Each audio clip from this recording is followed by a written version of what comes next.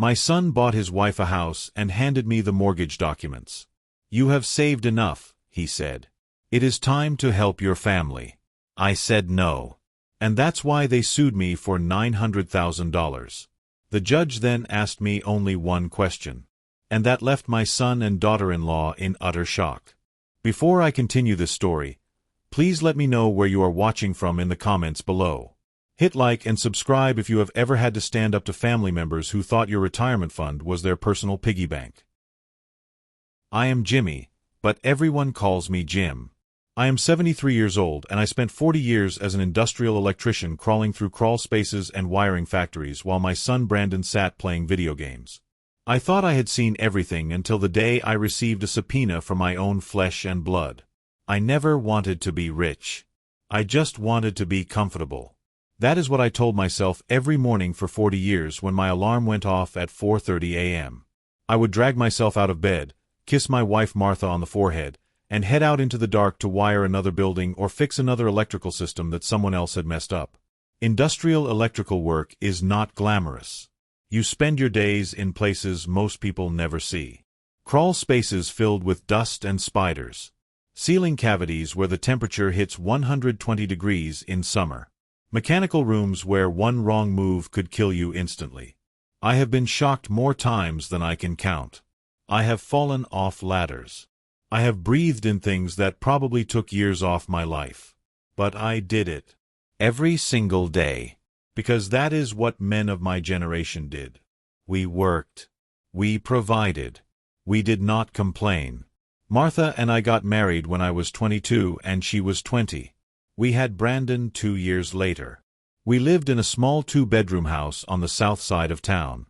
Nothing fancy. But it was ours. Well, it became ours after 30 years of mortgage payments. I remember holding Brandon for the first time in the hospital.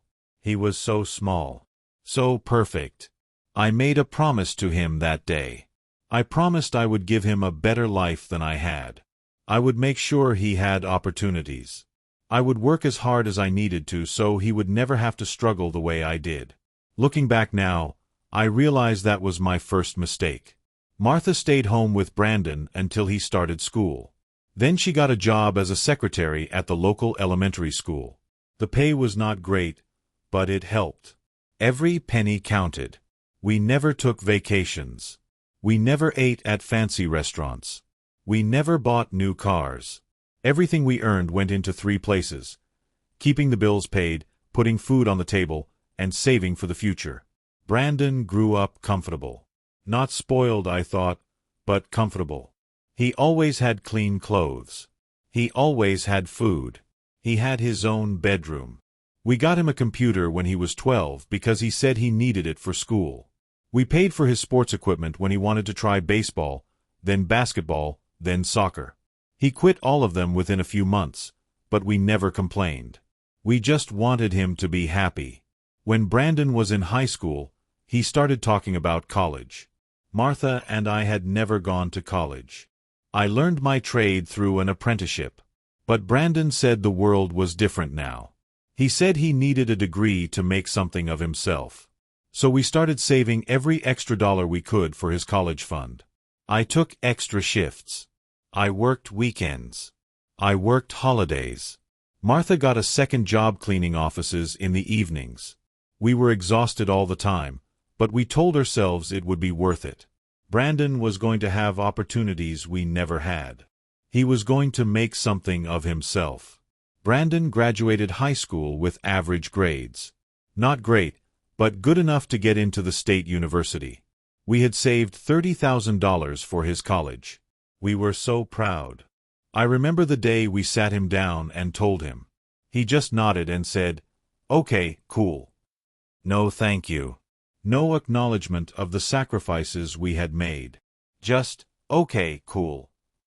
I should have seen the warning signs then. Brandon went off to college. He changed his major 3 times in 4 years. He went from business to psychology to communications. He barely passed most of his classes. He came home every summer and spent his days sleeping until noon and playing video games until 3 a.m. When I suggested he get a summer job, He said he needed to rest and recharge from the stress of school. The $30,000 we had saved was not enough. College was more expensive than we had planned for. So we took out a second mortgage on our house. We went into debt so Brandon could finish his degree. Martha cried the night we signed those papers. Not because she regretted it, but because she was worried we would never be able to retire. I told her not to worry. I told her we would figure it out. I always figured it out. Brandon graduated when he was 24. It took him 5 years instead of 4 because he failed some classes and had to retake them. But he got his degree. Communications, whatever that meant. We drove 6 hours to attend his graduation. He did not seem particularly excited. He barely smiled in the photos. But we were proud. Our son was a college graduate, the first in our family. So what now? I asked him after the ceremony. I don't know, he said. I need to figure out what I want to do. That was 12 years ago. He still has not figured it out. Brandon moved back home after graduation. He said it would just be for a few months while he looked for a job. Those few months turned into 2 years. He would sleep until noon. He would spend his afternoons on the computer, supposedly looking for jobs, but mostly I heard video game sounds coming from his room. He would stay up all night, then sleep all day. Martha would make him meals. I would ask him if he had any interviews lined up. He would say he was networking or that the job market was tough. I tried to be patient. I remembered being young and uncertain about the future. But after a year, my patience started to wear thin. Brandon, you need to get a job, I told him one morning. Any job. You can keep looking for something in your field, but you need to start contributing. He looked at me like I had slapped him. Dad, I have a college degree. I am not going to work at McDonald's. There is no shame in honest work, I said. I have been working since I was 16. Yeah, and look where it got you, he said. I will never forget that moment. The way he looked at me, like I was a failure. Like my 40 years of backbreaking work meant nothing. Martha jumped in before I could respond. She always played peacemaker. Brandon, your father is just trying to help. We all want what is best for you. Brandon stormed off to his room. I heard his door slam. Martha gave me a look that said, let it go, so I did. 3 months later, Brandon finally got a job. It was an entry-level position at a marketing company. The pay was not great, but it was something. He complained about it constantly. His boss was unreasonable. His co-workers were stupid. The work was beneath him. But he kept the job, and after 6 months, he moved out into a small apartment across town. Martha and I were relieved. We loved our son, but we needed our space back. We needed to focus on ourselves. I was 62 by then. Martha was 60. We should have been thinking about retirement, but we were still paying off that second mortgage we took out for Brandon's college. For a few years, things were okay. Brandon kept his job. We saw him for holidays and birthdays. He seemed to be doing fine. He even started dating someone named Jessica. We met her once at Thanksgiving. She seemed nice enough. Quiet. She worked as a dental hygienist. She came from a wealthy family, Brandon told us. Her father owned several car dealerships. That is nice, Martha said politely. I should have paid more attention to that detail. But I was just happy Brandon had found someone. When Brandon was 30, he told us he was going to propose to Jessica. He showed us the ring he had bought. It looked expensive. I wondered how he afforded it on his salary, but I did not ask. He seemed happy, and that was what mattered. They got married 6 months later. It was a big wedding, much bigger than Martha and I ever had. Jessica's parents paid for most of it. It was at a country club with 200 guests and a live band and fancy food that I could not pronounce. Martha and I wore the nicest clothes we owned and tried not to feel out of place. During the reception, Jessica's father, Robert, came up to me. He was a big man with perfect teeth and an expensive watch. So you are Brandon's father, he said, shaking my hand hard enough to hurt. Brandon tells me you are an electrician. Was, I said. I retired last year. Good for you, he said in a tone that suggested it was not actually good. My Jessica is used to a certain lifestyle, you know. I hope Brandon can provide for her the way she deserves. I did not like the way he said that. Like it was a challenge. Like he was implying Brandon was not good enough. Or maybe that I had not raised him right. Brandon is a hard worker, I said, even though I was not entirely sure that was true anymore. He will take care of her. Robert smiled, but it did not reach his eyes. I am sure he will. With the right support, of course. At the time, I thought he meant emotional support. Now I know he meant financial support. From us. For the first 2 years of their marriage, Brandon and Jessica seemed happy. They lived in a nice apartment in a good part of town. Brandon got a promotion at work. Jessica kept working at the dental office. They seemed to be building a life together. Martha and I were finally starting to relax. We had paid off the second mortgage. We had some money in savings. I was collecting my pension and Social Security. Martha had retired from the school. We were not rich, but we were comfortable. We could pay our bills and have a little left over. We even took a small vacation to the beach, our first real vacation in decades. Life was good. Quiet. Peaceful. Then the phone call came. It was a Tuesday afternoon. I was in the garage organizing my tools when my phone rang. It was Brandon. Hey, Dad, he said. Got a minute? Sure, son. What is up? Jessica and I have some exciting news. Can we come over tomorrow? We want to talk to you and Mom about something. My heart sank a little. In my experience, when adult children say they want to talk to you about something, it is rarely good news. But I tried to stay positive. Of course, I said. Come over for dinner. Your mother will be happy to see you. Actually, Dad, this is more of a business conversation. How about we come over around 2 p.m. before dinner? Business conversation. Those words hung in the air like a dark cloud. Okay, I said. We will see you then. I told Martha about the call. She got the same worried look on her face that I had. What do you think it is? She asked. I do not know, I said. But I have a bad feeling about it.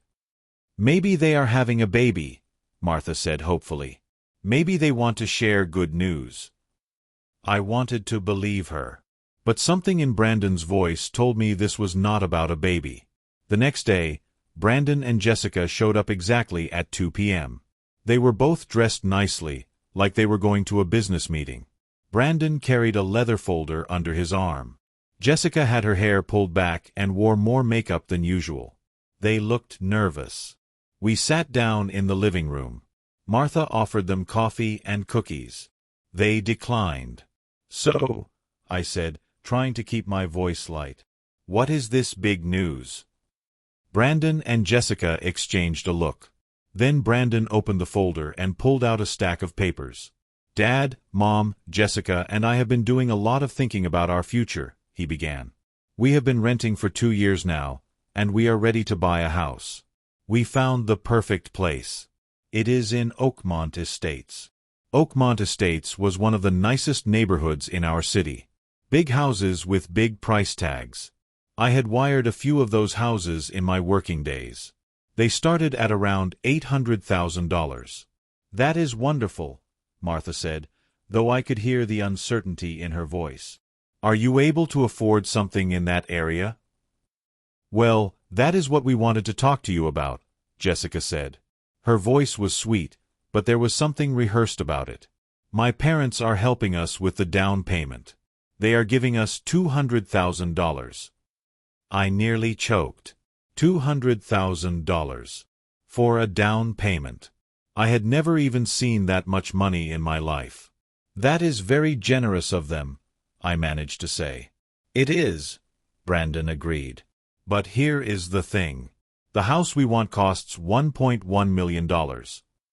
I felt my chest tighten. $1 million. For a house. Martha reached over and grabbed my hand. With my parents' help, we can cover the down payment and closing costs, Brandon continued. But the monthly mortgage payment is going to be about $5,500. Plus property taxes and insurance and utilities. We are looking at about $7,500 a month in housing costs. That seems like a lot, I said carefully. Can you afford that? Brandon shifted uncomfortably. That is the thing, Dad. On our current salaries, it is going to be tight. Really tight. We did the math, and we need help. There it was. The real reason for this meeting. What kind of help? I asked, though I already knew the answer. Brandon slid the papers across the coffee table toward me. We need you to cover the mortgage payments. Just for a few years until our salaries go up. We have it all laid out here. It would be $5,500 a month for 5 years. That comes out to $330,000 total. I stared at the papers but did not touch them. Martha's hand tightened around mine. Brandon, I said slowly. That is a lot of money. I know, Dad. But you have it. You and Mom have been saving your whole lives. You have your pension and Social Security and your retirement savings. You are not spending it on anything. You just let it sit in the bank. We are saving it for retirement, Martha said quietly. We are already retired. Exactly, Jessica chimed in. You are retired. You do not need all that money. You live simply. You have everything you need. But Brandon and I are just starting our lives. We need help getting established. So not that what parents do. Help their children. I looked at my son.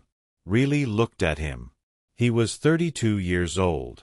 He had a college degree that we paid for. He had a job. He had a wife. And now he was sitting in my living room asking me to pay for his $1.1 million house. Brandon, I said, your mother and I worked very hard for that money. We sacrificed for 40 years. We went without so we could save. That money is for our retirement, for medical expenses, for emergencies. It is not extra money. It is all we have. But you do not need it right now, Brandon argued. You are both healthy. You are not spending it.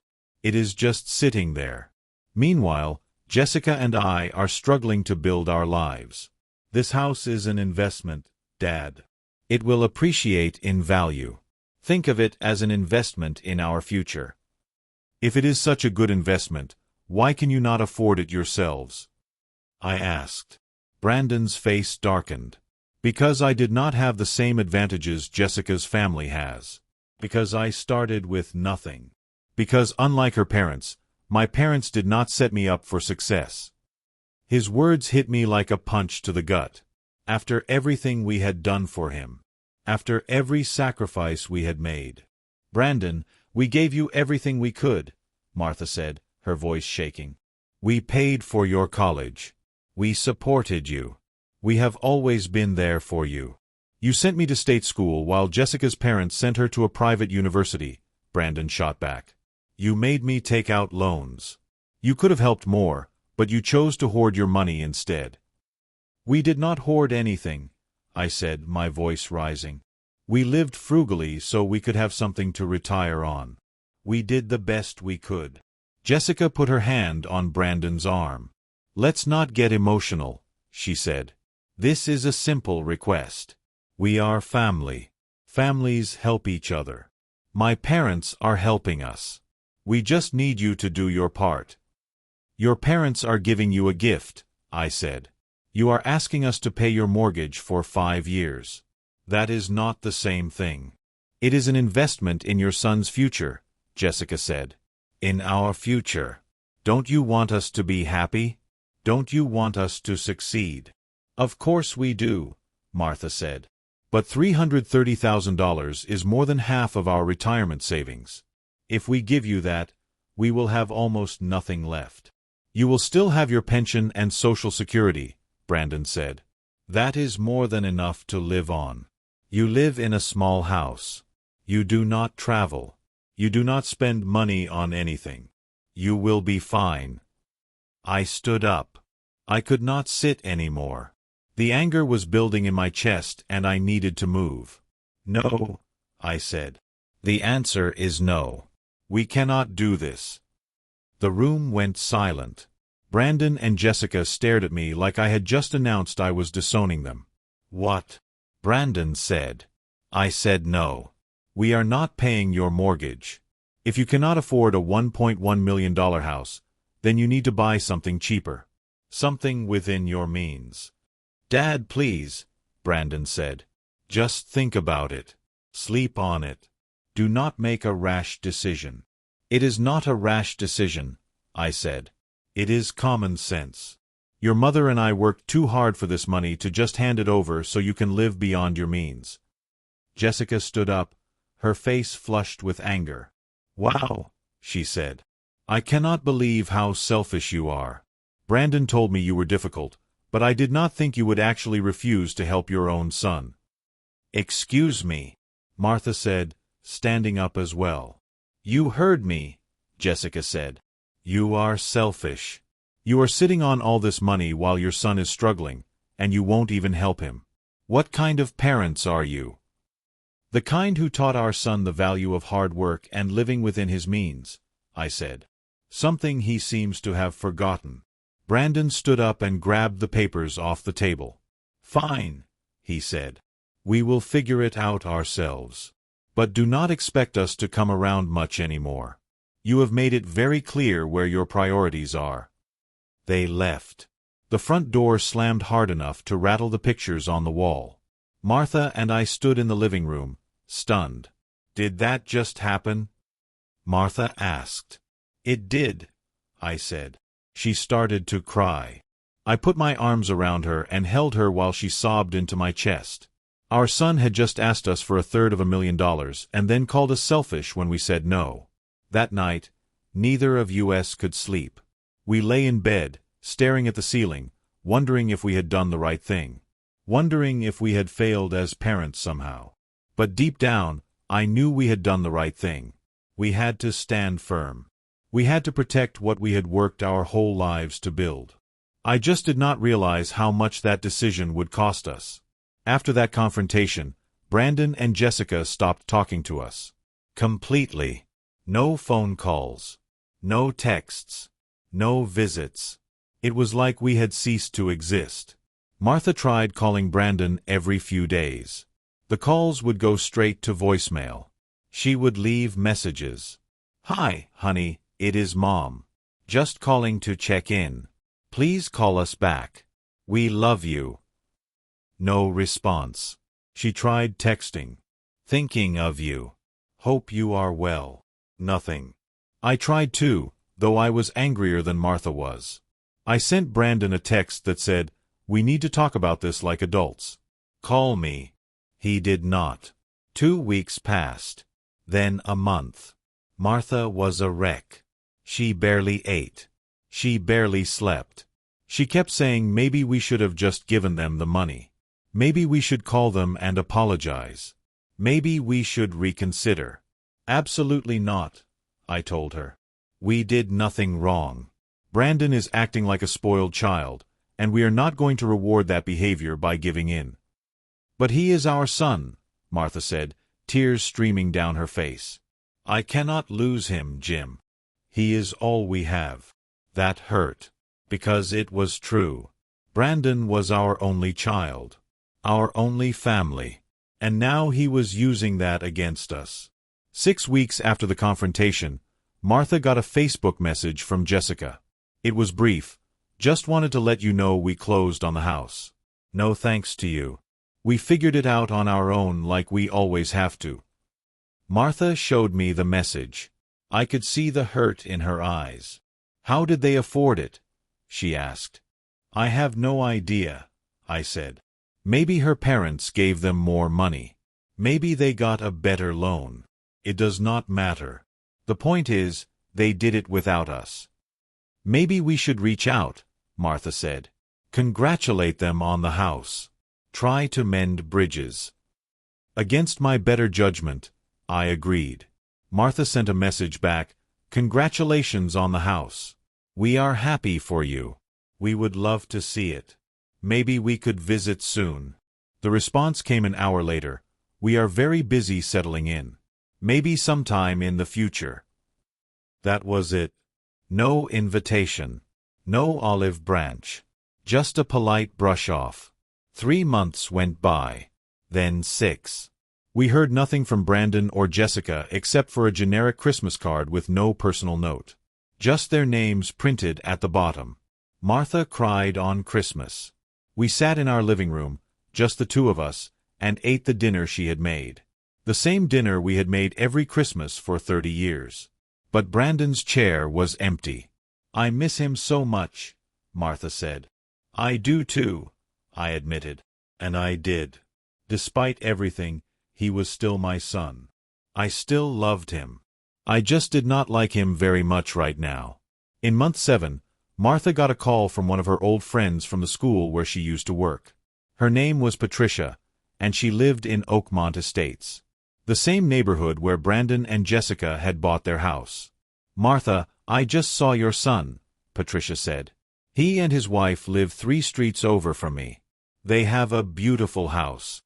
"Yes, we heard they bought a place there," Martha said carefully. "Well, I was talking to some of the neighbors, and they told me something interesting. They said Jessica's parents bought the house for them. Paid for it outright. No mortgage at all. Can you believe that? Must be nice to have that kind of money." Martha thanked Patricia and hung up. She told me what she had heard. We sat in silence for a long time, processing this information. "So let me get this straight," I finally said. "They asked us to pay $330,000 for their mortgage. We said no. Then they cut us out of their lives. And the whole time, there was no mortgage because Jessica's parents just bought them the house." "That is what it sounds like," Martha said. I felt rage building in my chest. Pure, white-hot rage. "Why would they do that?" Martha asked. "Why would they ask us for money they did not even need?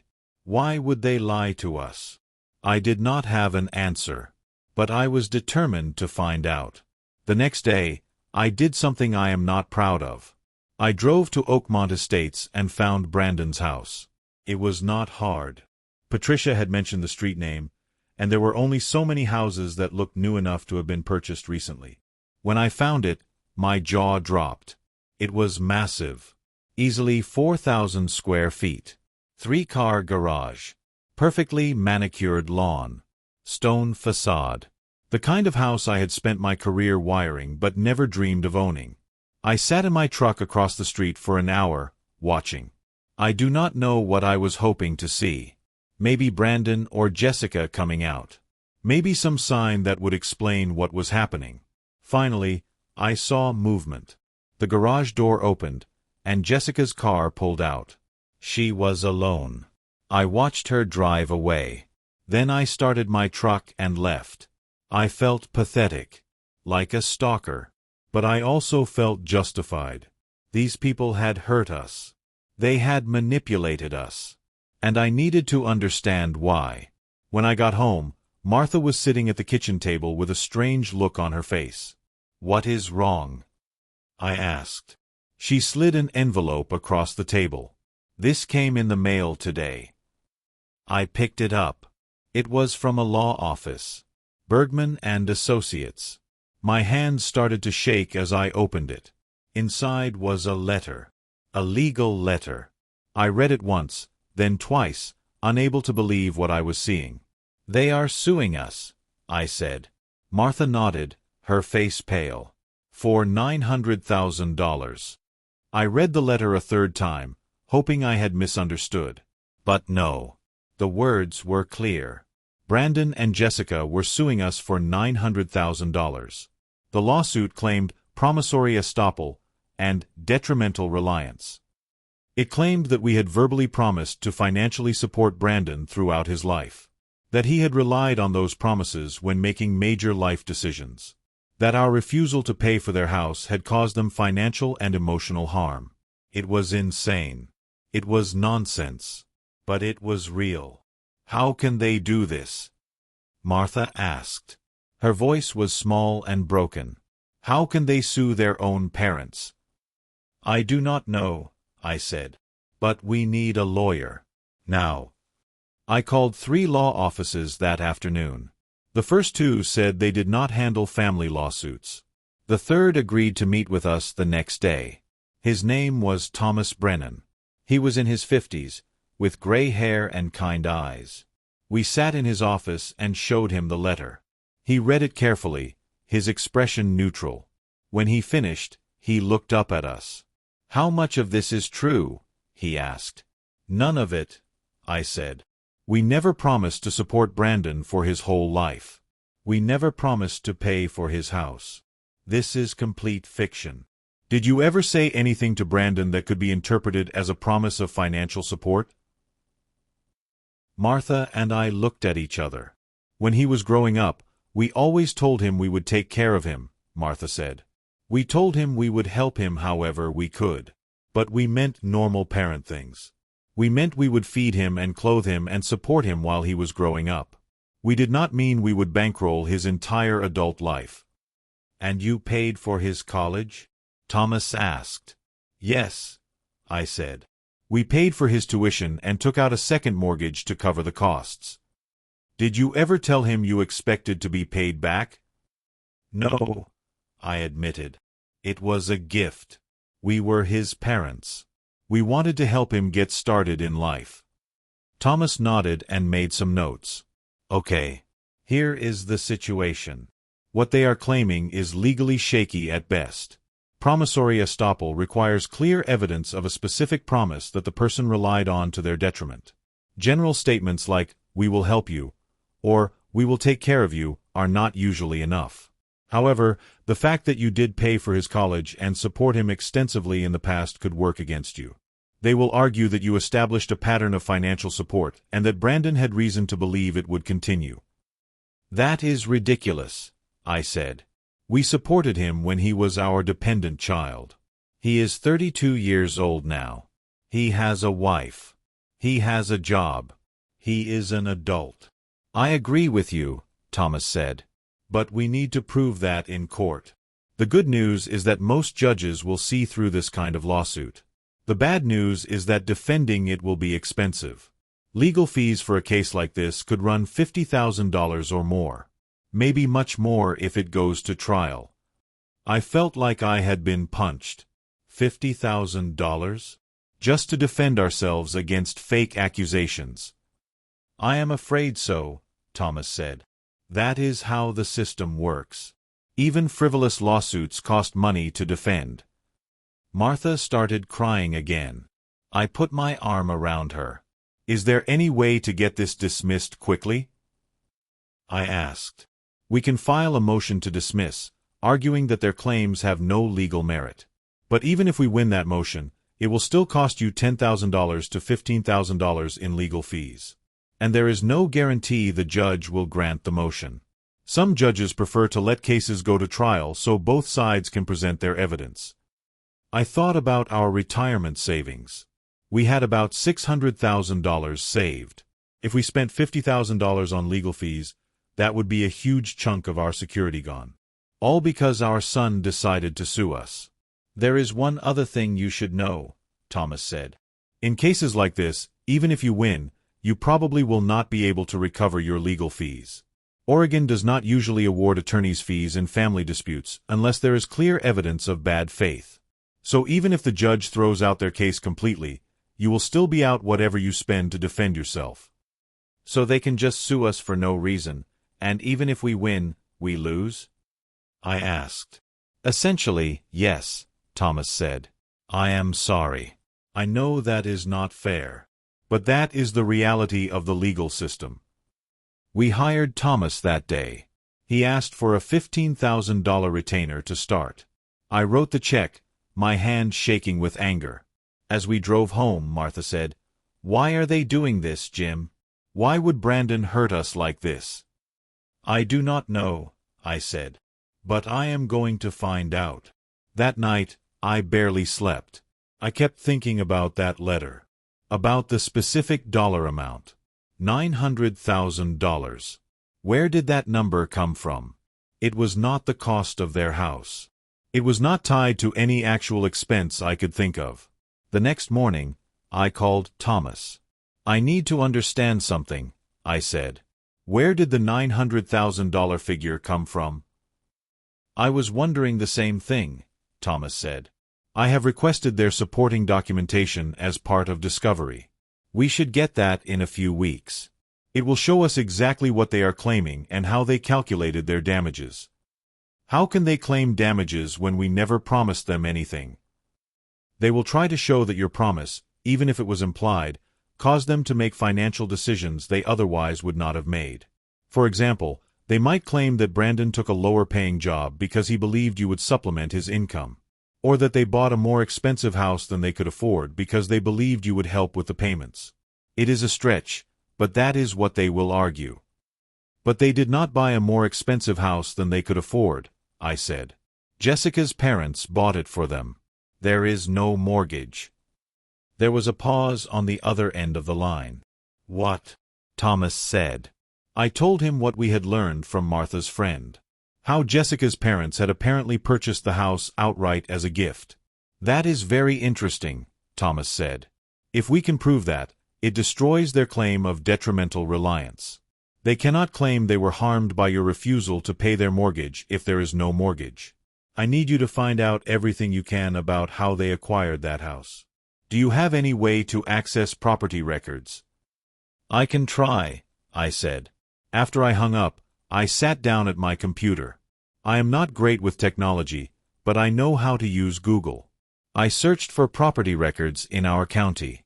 Found the assessor's website, entered Brandon's address, and there it was. The property record. The house had been purchased 8 months ago for $1.1 million. The owner of record was listed as Robert and Margaret Sutton, Jessica's parents. Brandon and Jessica did not own the house at all. They were presumably living there rent-free while Jessica's parents held the title. I printed out the property record and drove immediately to Thomas's office. He was in a meeting, but his secretary said he would call me as soon as he was free. I left the printout with her. Thomas called me 2 hours later. This is good, he said. This is very good. If they are living in a house owned by her parents, it proves they were not financially dependent on you. It proves they did not suffer any harm from your refusal to pay their mortgage. This could get the case dismissed. For the first time since we received that lawsuit, I felt a glimmer of hope. But, Thomas continued, we still need to be careful. They might argue that they planned to purchase the house themselves and only accepted her parents' help after you refused to help them. We need to establish the timeline clearly. When did they ask you for money? When did they close on the house? When did her parents actually purchase it? They asked us in March, I said. They closed on the house in May. I am not sure when Jessica's parents bought it. Okay. I will dig into the property records and see what I can find. In the meantime, have you had any contact with Brandon or Jessica since you received the lawsuit? No, I said. Should I try to talk to them? Absolutely not, Thomas said firmly. Do not call them. Do not text them. Do not communicate with them in any way. Anything you say could be used against you in court. If they try to contact you, do not respond. Forward any messages to me immediately. Understood, I said. But I was not ready to stay silent. Not yet. Because I still needed to understand why Brandon was doing this. What did he hope to gain? And more importantly, what had I done to make him hate us so much? The next few weeks were torture. Martha cried every day. She stopped eating properly. She stopped sleeping. I would wake up in the middle of the night and find her sitting in Brandon's old bedroom, looking at his baby pictures. Where did we go wrong? She would ask me, over and over. What did we do to make him hate us? I did not have an answer. I replayed every moment of Brandon's childhood in my mind. Every birthday. Every Christmas. Every school play and sports game. We had been there. We had supported him. We had loved him. Maybe that was the problem. Maybe we had loved him too much. Maybe we had given him everything he wanted and never taught him that sometimes the answer is no. Thomas filed our response to the lawsuit. He also filed a motion to dismiss, arguing that Brandon and Jessica had no legal basis for their claims. The hearing was scheduled for 6 weeks out. In the meantime, we went through the discovery process. That meant both sides had to turn over documents and information related to the case.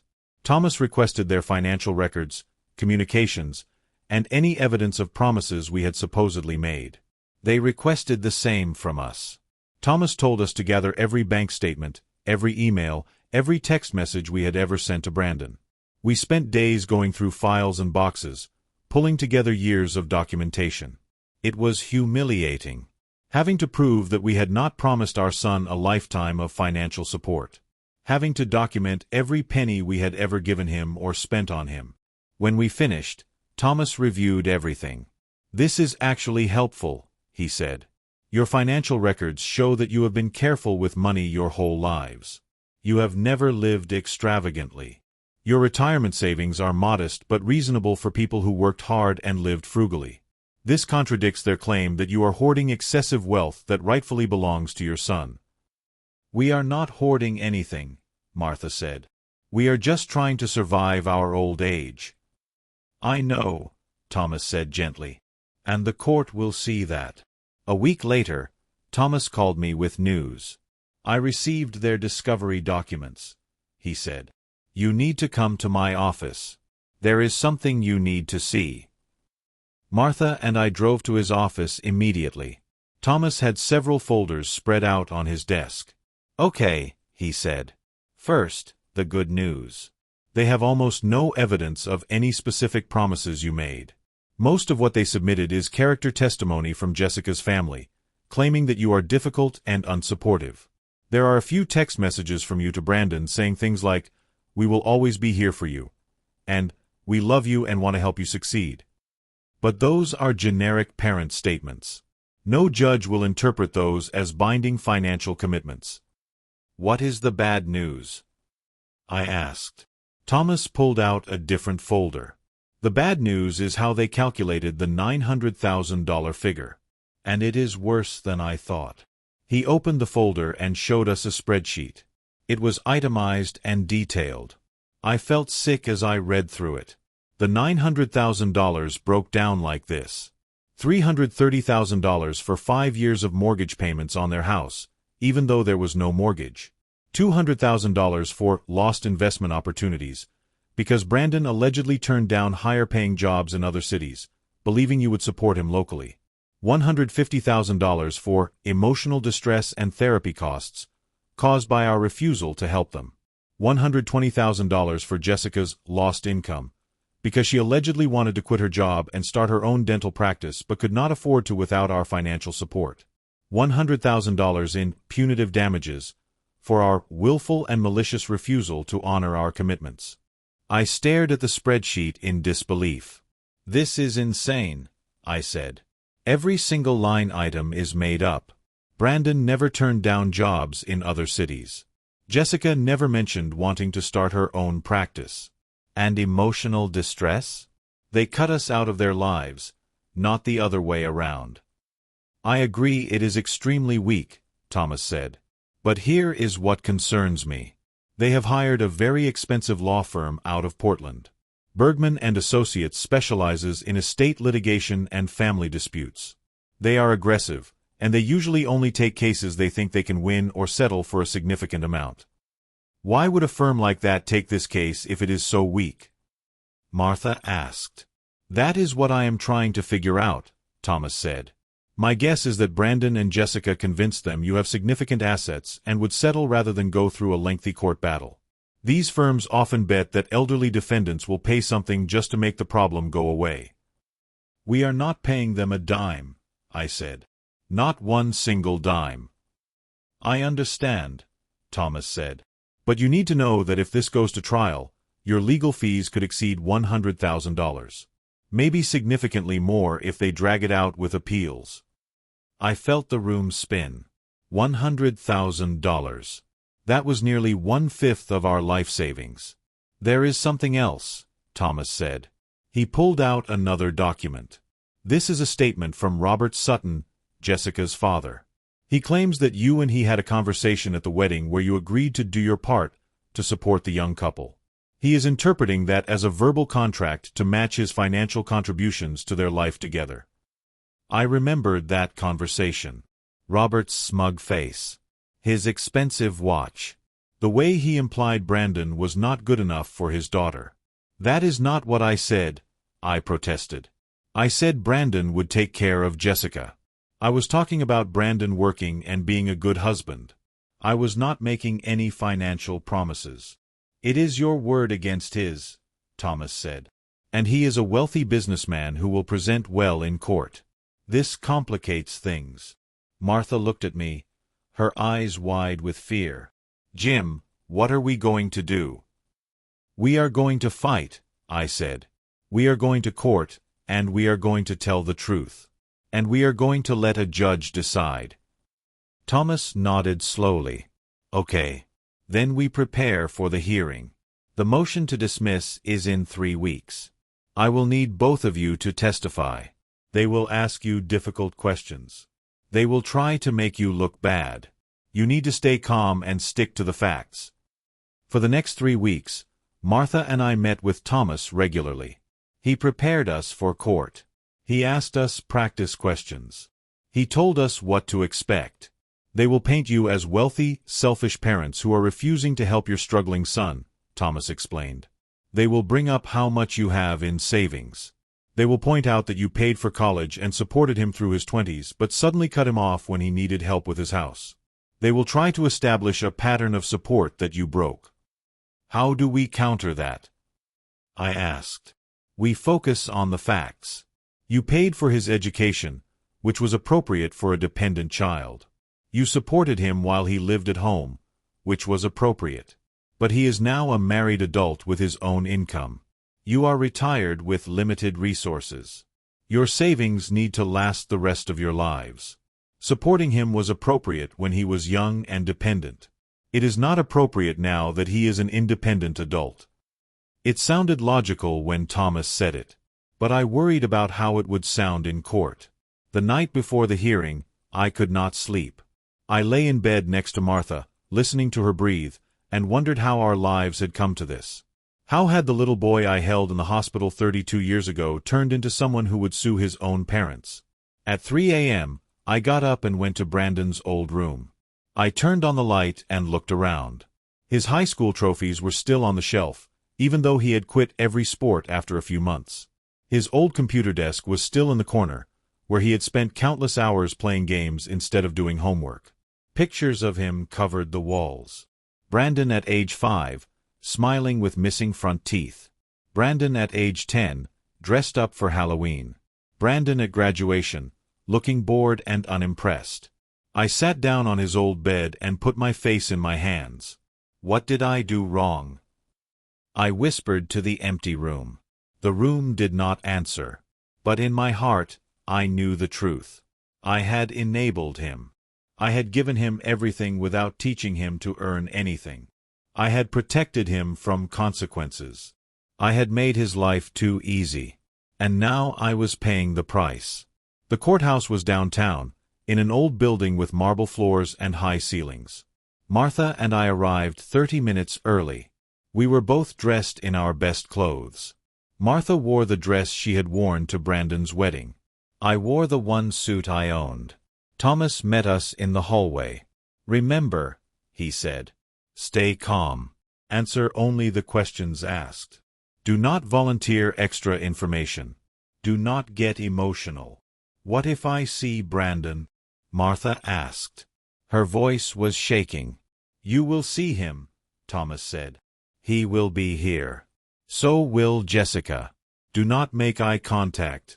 Do not try to talk to them. Act like they are strangers. At 9 a.m., we entered the courtroom. It was smaller than I expected. Just a judge's bench, a few tables for the lawyers, and some benches for observers. There was no jury. This was just a hearing on our motion to dismiss. Brandon and Jessica were already there, sitting at the plaintiff's table with their lawyer. Jessica was wearing an expensive-looking suit. Brandon wore a tie and dress shirt. They both looked serious and confident. I tried not to stare, but I could not help it. My son was sitting 20 feet away from me, and we had not spoken in 9 months. He looked the same, maybe a little heavier. His hair was cut shorter, but he was still my son. He glanced over at us once. Our eyes met for just a second. I thought I saw something in his expression. Guilt, regret. But then he looked away, and I wondered if I had imagined it. "All rise," the bailiff said. The Honorable Judge Patricia Morrison presiding. We all stood as the judge entered. She was a woman in her 60s with short gray hair and glasses. She sat down and reviewed some papers on her desk. "Please be seated," she said. "We are here for a motion to dismiss in the case of Brandon Mitchell and Jessica Mitchell versus James Mitchell and Martha Mitchell. Counsel, are you ready to proceed?" Both lawyers said yes. The plaintiff's lawyer went first. His name was David Bergman, and he was exactly what I expected.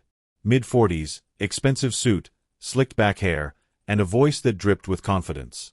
"Your Honor," he began, "this case is about a broken promise. A promise that parents made to their son. A promise they kept for 30 years and then suddenly, cruelly, abandoned when he needed them most. I wanted to stand up and shout that it was a lie. But Thomas had warned me. Stay calm. Stay quiet." Bergman continued. The defendants, James and Martha Mitchell, established a clear pattern of financial support for their son, Brandon. They paid for his entire education. They supported him through his 20s. They told him repeatedly that they would always be there for him, that they would always help him. Brandon relied on these promises when making major life decisions. He chose to stay in his hometown rather than pursuing higher-paying opportunities elsewhere because he believed his parents would supplement his income.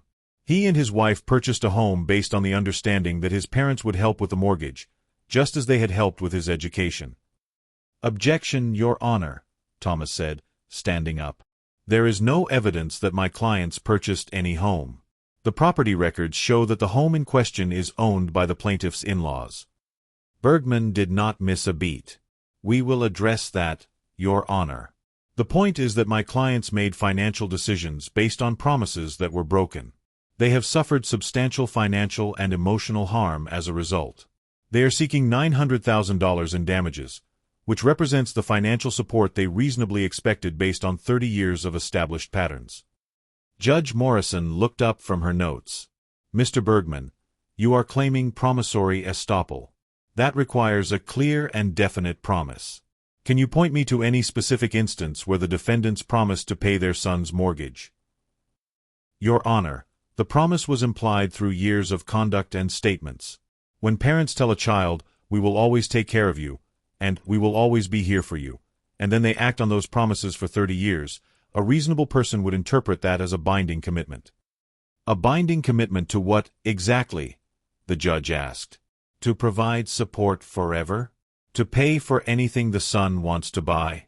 Where does parental obligation end and adult responsibility begin?" I could have hugged Judge Morrison right then. Bergman shifted slightly. "Your Honor, with respect, this is not about buying anything the son wants. This is about a specific request for help with housing, which is a basic need. The defendants have substantial retirement savings that they are not using. Meanwhile, their son and daughter-in-law are struggling." "Are they struggling?" Judge Morrison interrupted. "According to the defendant's motion, the plaintiffs are living in a $1.1 million home owned by the wife's parents. That does not sound like struggling to me." "Your Honor, that arrangement was made only after the defendants refused to help. My clients were forced to accept a humiliating situation where the wife's parents provide everything while the husband's parents provide nothing. This has caused significant emotional distress." "So your clients are suing for emotional distress because their parents will not give them money?" Judge Morrison's tone was incredulous. "No, Your Honor. They are suing for breach of an implied contract and promissory estoppel. The emotional distress is a component of their damages. Judge Morrison turned to Thomas. Mr. Brennan, what is your response? Thomas stood. He looked calm and composed. Your Honor, this case should be dismissed for several reasons. First, there is no evidence of any specific promise to pay the plaintiff's mortgage or provide them with $900,000. The statements the plaintiffs rely on are generic expressions of parental love and support. "We will always be here for you" is not a binding financial commitment. It is something millions of parents say to their children every day. Second, even if such promises were made, the plaintiffs cannot show detrimental reliance. They are living in a home purchased by the wife's family. They both have jobs. They have suffered no financial harm from the defendant's refusal to give them money. Third, the plaintiffs are adults. They are 32 years old, married, employed, and living in a $1 million home.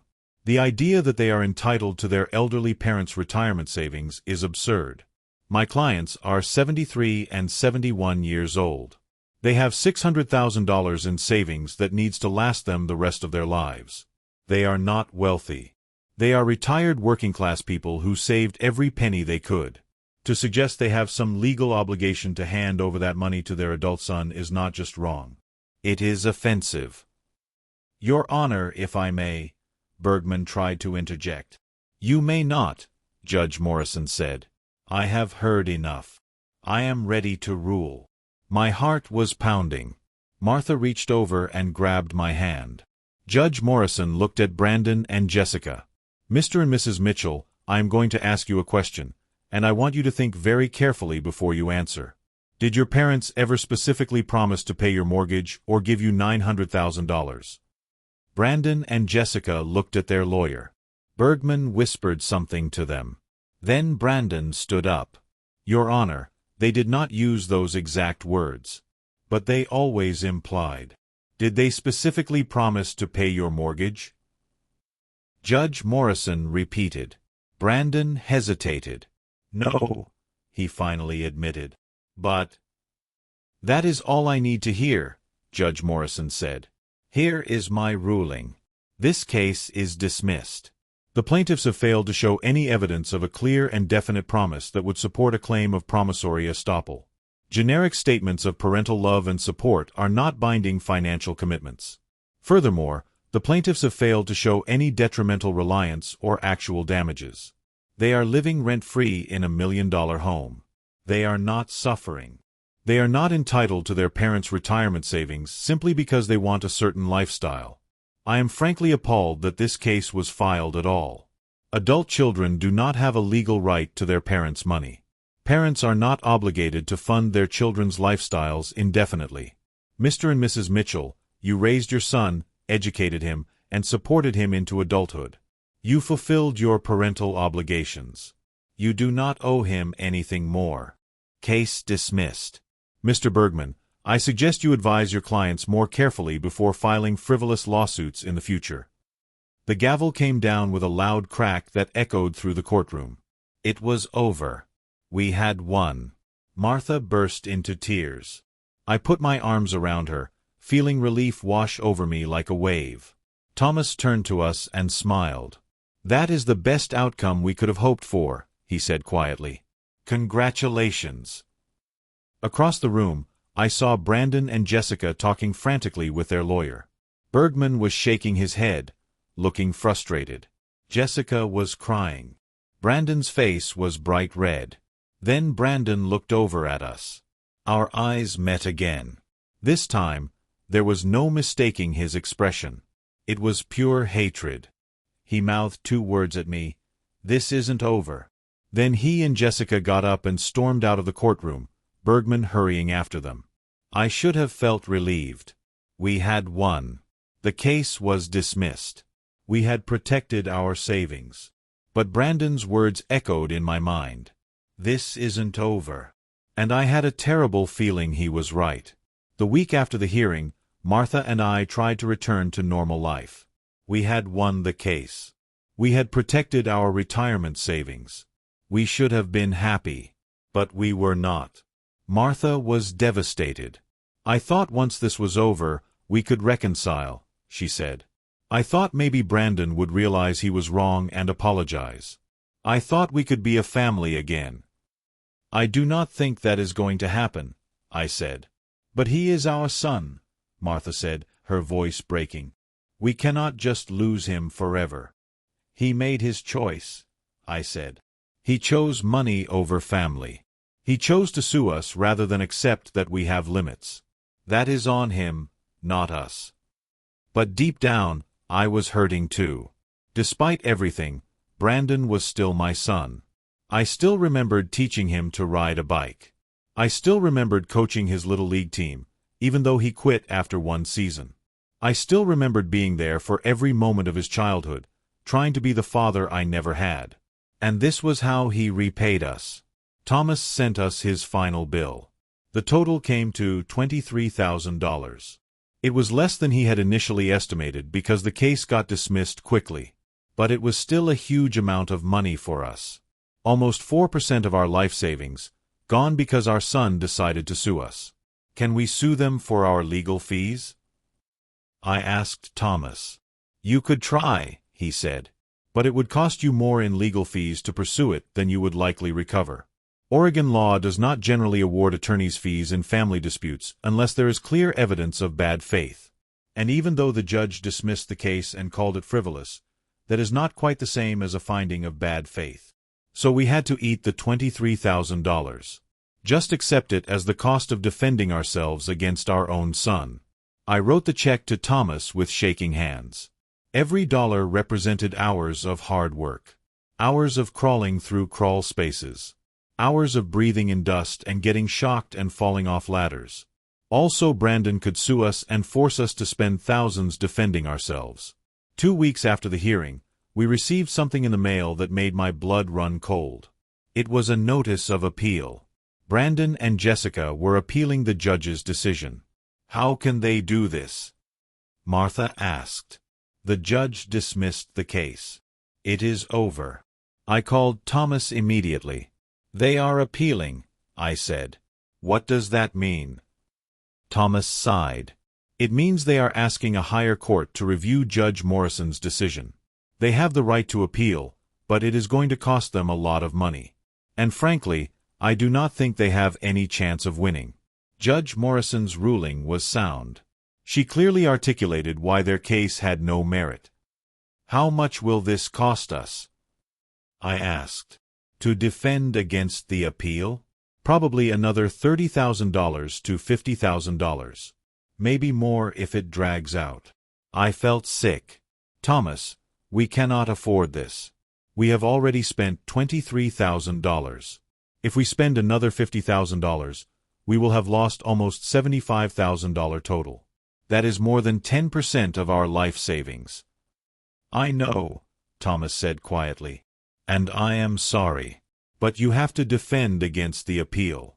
If you do not respond, they could win by default. Can we countersue them for harassment or something? I asked.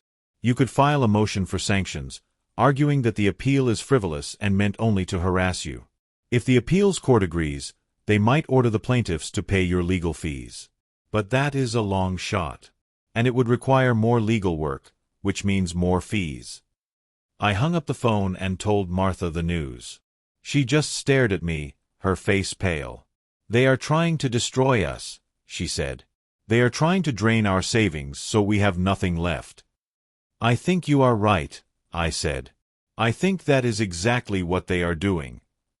That night, I did something I had not done in years. I prayed. I am not a religious man.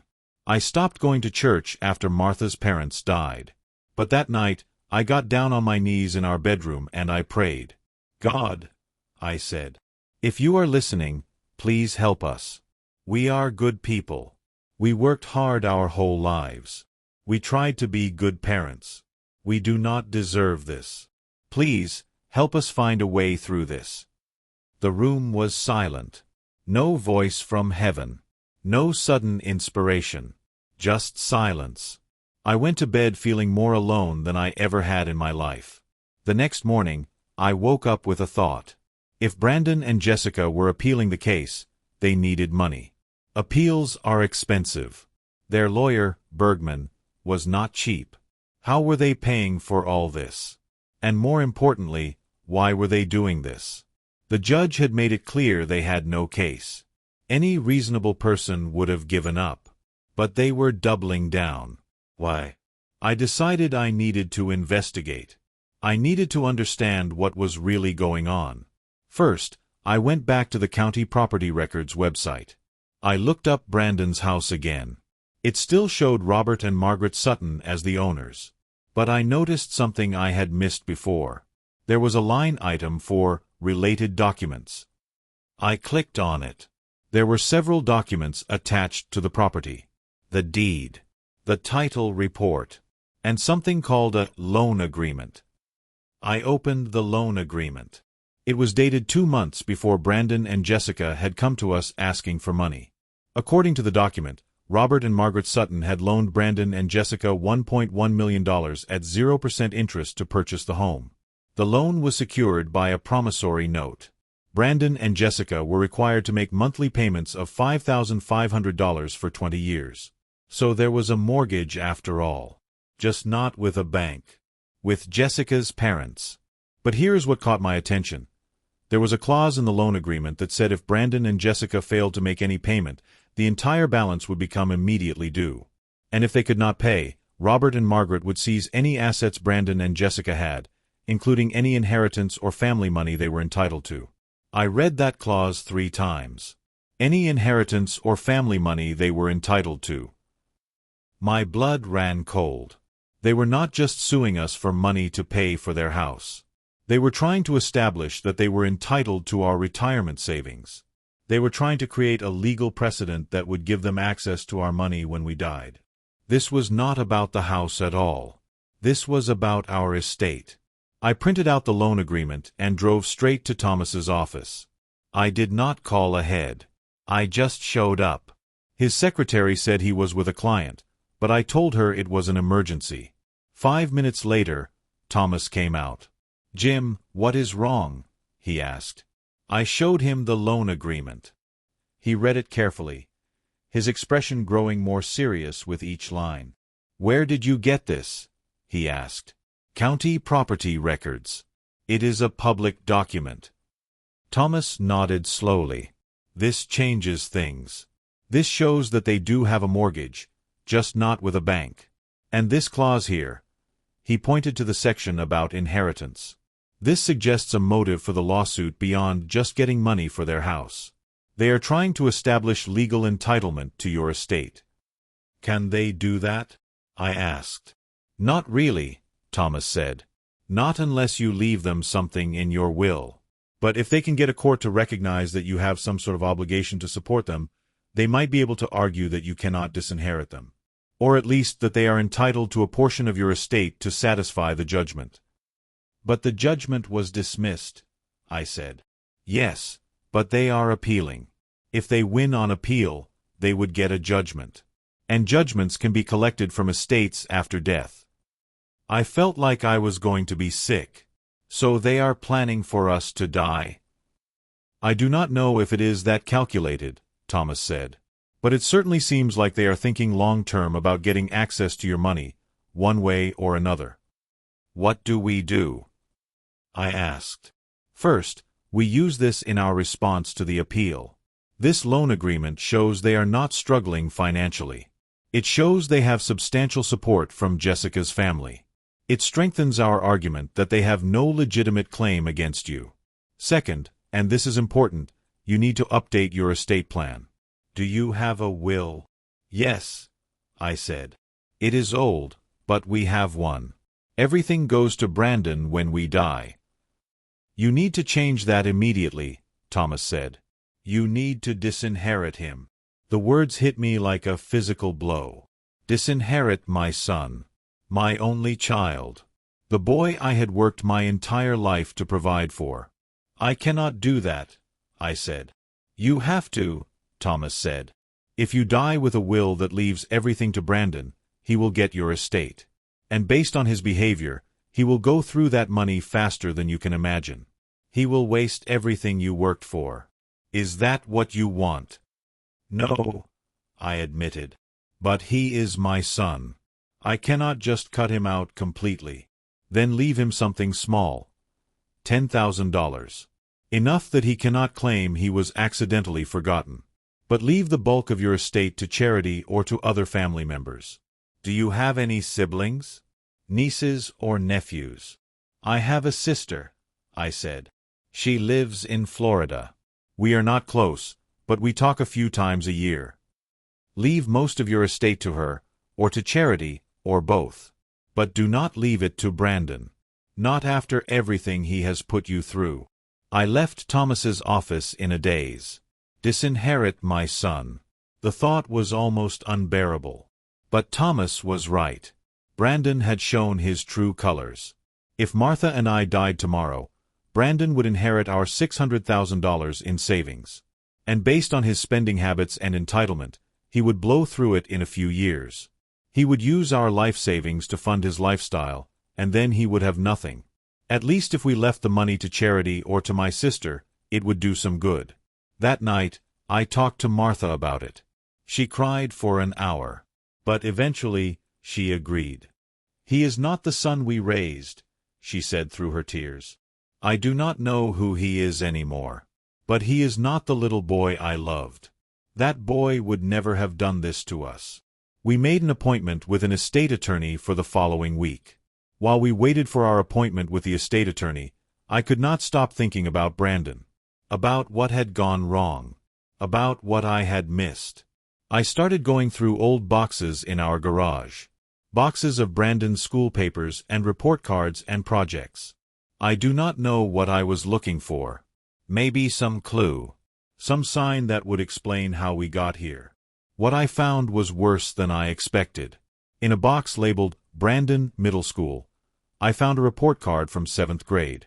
His teacher had written a note at the bottom. Brandon is a bright student, but he refuses to put in effort.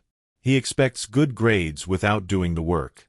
He becomes hostile when held accountable. Please discuss with him the importance of personal responsibility. I vaguely remembered that report card. Martha and I had talked to Brandon about it. He had cried and promised to do better. We had believed him.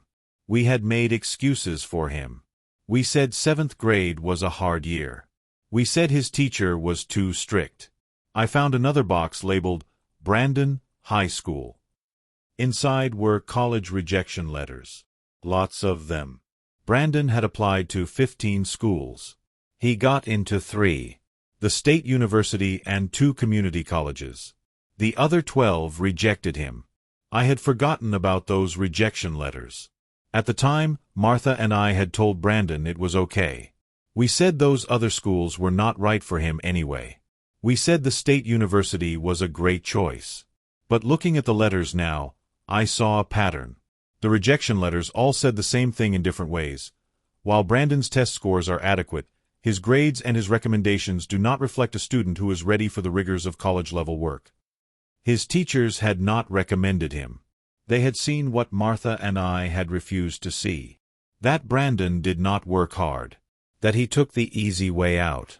That he blamed others for his failures. I kept digging through boxes. I found a letter from his college advisor during freshman year. It said Brandon was on academic probation. He was failing 3 classes. He needed to meet with the advisor immediately to discuss his future. Martha and I had never seen that letter. Brandon must have intercepted the mail. He had never told us he was on academic probation. He had just told us college was hard and he needed more money for books and supplies. And we had given it to him. No questions asked. I found emails between Brandon and me from his college years. In one email I had written, "Son, I believe in you. You can do anything you set your mind to. Your mother and I are so proud of you." Brandon's response, "Thanks, Dad. I could not do this without your support. You are the best." At the time, I thought we were having a nice father-son moment. But now, reading it again, I saw it differently. I saw manipulation. Brandon knew exactly what to say to keep the money flowing. The worst thing I found was in a box labeled Brandon Post-College. It was a credit card statement from when Brandon was 25 and still living at home. He had opened the credit card in my name. I had never known about this. The address on the statement was our address, but Brandon must have been intercepting the mail. He had run up $8,000 in charges. Video games, electronics, restaurant meals. Then he defaulted on the payments. The credit card company had sent collection letters. Eventually, they charged off the debt. It had wrecked my credit score for years. I had always wondered why my credit was bad. I thought it was a mistake. I thought someone had stolen my identity. It was not a stranger. It was my son. I sat on the garage floor surrounded by boxes and papers and felt a wave of grief wash over me. Not just grief for the relationship I had lost with Brandon, but grief for the truth I had refused to see for so long. Brandon had been using us for years, maybe his whole life. And Martha and I had enabled it because we loved him, because we wanted to believe he would eventually grow up and become the person we hoped he could be. But people do not change unless they want to. And Brandon had no reason to change. Why would he? Every time he failed, we caught him. Every time he made a mistake, we fixed it. Every time he faced consequences, we shielded him. We had not raised a son. We had raised a parasite. That night, I showed Martha what I had found. She cried as she read through the papers. "How did we not see this?" she asked. "Because we did not want to," I said. "We wanted to believe the best about him. We wanted to think that if we just loved him enough and supported him enough, he would turn out okay." "It is our fault," Martha sobbed. "We made him this way." "No," I said firmly. "We made mistakes, yes. But Brandon is an adult. He made his own choices. He chose to lie to us. He chose to steal from us. He chose to sue us. Those were his decisions, not ours." But even as I said it, I wondered if I really believed it. How much of Brandon's behavior was his fault, and how much was ours? The following week, Martha and I met with an estate attorney named Rebecca Walsh. She was younger than I expected, maybe in her 40s, with kind eyes and a no-nonsense attitude. We explained our situation, the lawsuit, the appeal, our son's behavior. She listened without interrupting, taking notes occasionally. When we finished, she said, "I am sorry you are going through this. Unfortunately, I see this type of situation more often than you would think. Adult children who feel entitled to their parents' money. It is heartbreaking." "We want to change our will," I said. "We want to make sure Brandon does not get everything if something happens to us." "I understand," Rebecca said. "Let me explain your options. Right now, your will leaves everything to Brandon. If you want to disinherit him completely, you can do that. Oregon law does not require you to leave anything to your adult children. However, I generally advise against complete disinheritance because it can be challenged. It is better to leave a small amount, what we call a nominal bequest, to make it clear that you did not forget about him." "How small?" Martha asked. "Typically $1,000 to $10,000. Enough that he cannot argue he was accidentally omitted. And you should include a specific clause explaining that this is his entire inheritance and that you are leaving the rest of your estate to others." "Who would we leave it to?" I asked. "I have a sister, but we are not close." "You have options," Rebecca said. "You could leave it to your sister, to other family members, to charity, or you could set up a trust that benefits causes you care about. Many of my clients in your situation choose to leave their estate to organizations that help people in need. That way, their money does something good instead of enabling someone who has already shown they will waste it."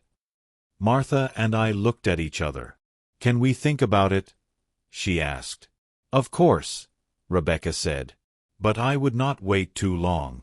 Given the ongoing legal situation, you want to make sure your estate plan is updated as soon as possible. If something happened to one or both of you right now, your current will would still be in effect." That thought terrified me. The idea that if I died tomorrow, Brandon would inherit everything. After suing us. After putting us through hell. He would get it all. "How soon can we do this?" I asked. I can have a new will drafted by the end of the week, Rebecca said. You would need to come in to sign it with witnesses present. The whole process could be done in about 10 days. Let's do it, I said. Martha nodded. We spent the next hour going through the details. Rebecca asked us about our assets. Our house, which was paid off and worth about $250,000. Our savings, which was around $575,000 after paying Thomas's legal fees. My pension. Our Social Security.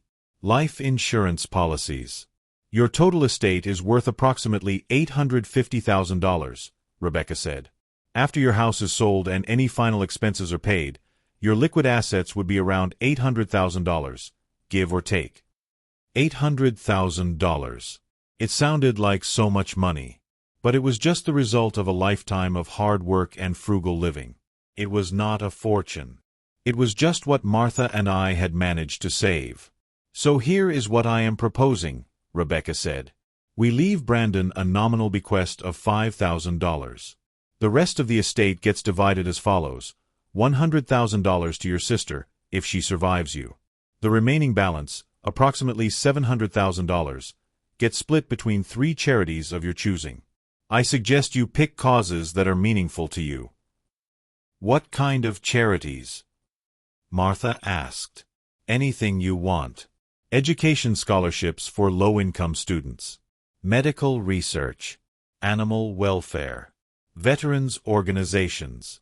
Organizations that help children. Whatever matters to you. Martha and I talked about it. We decided on 3 charities. First, a scholarship fund for students from working-class families who wanted to pursue trade educations. Kids who wanted to be electricians or plumbers or carpenters. Kids like I was. We would set up $250,000 for that. Second, the local children's hospital where Brandon was born. We would give them $250,000. Maybe it would help some family whose child was sick. Maybe it would save a life. Third, a homeless shelter in our city that helped people get back on their feet. We would give them $200,000. We had always believed in helping people who were struggling through no fault of their own. The remaining money would go to my sister, who had always been kind to us but whom we rarely saw. This is a good plan, Rebecca said. And I want you to know, you are doing the right thing. Your money will help hundreds of people instead of enabling one person who has shown he does not appreciate it. We signed the paperwork that day to start the process. Rebecca said she would have the new will ready to sign in a week. As we drove home, Martha said, "Do you think we should tell Brandon about this?" "No," I said. "He will find out when we die. Until then, it is none of his business. But maybe if he knew, he would stop this lawsuit. Maybe he would realize there is no point.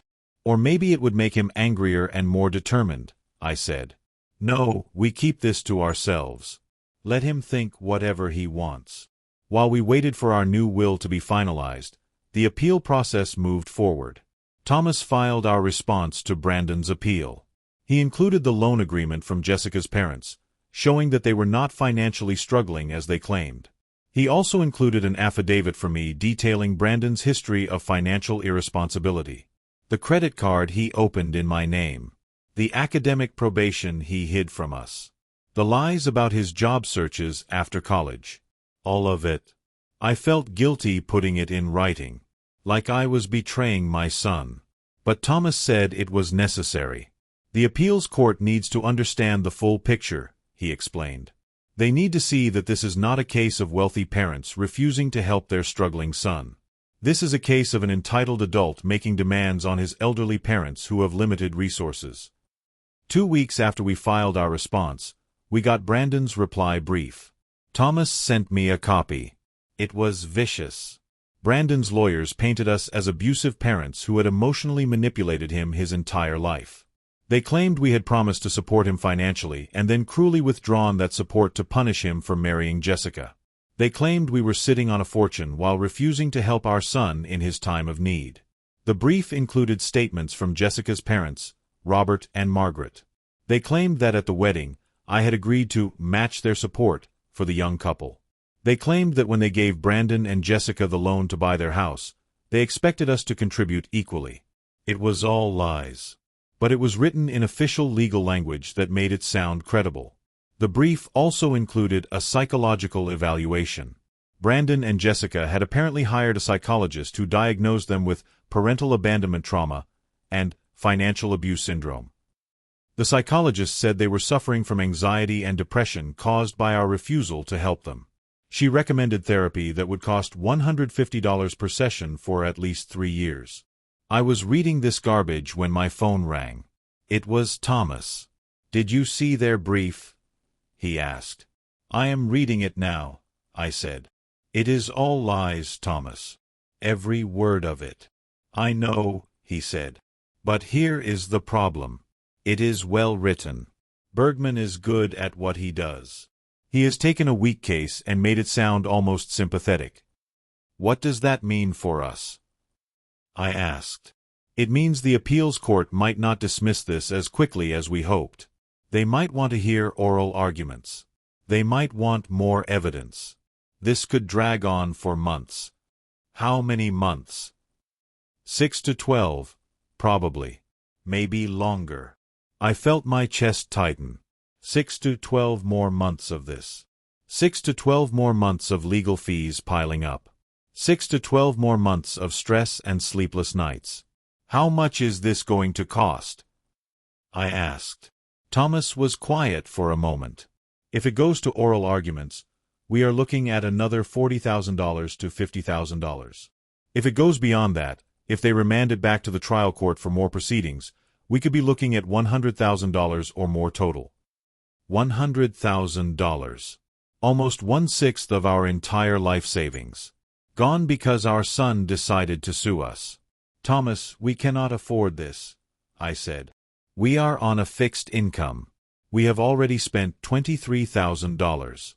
If we spend another $80,000 or $100,000, we will not have enough to live on." "I know," Thomas said quietly. "And I am sorry. But you have to defend against this. If you do not, they could win by default. Then they would have a judgment against you for $900,000. They could seize your house. They could take your bank accounts. They could garnish your pension. You would lose everything." I felt trapped. Like I was in a nightmare I could not wake up from. "Is there any way to settle this?" I asked. "Any way to make it go away?" "You could offer them a settlement," Thomas said. "But I would advise against it. Because if you give them anything, it validates their claims.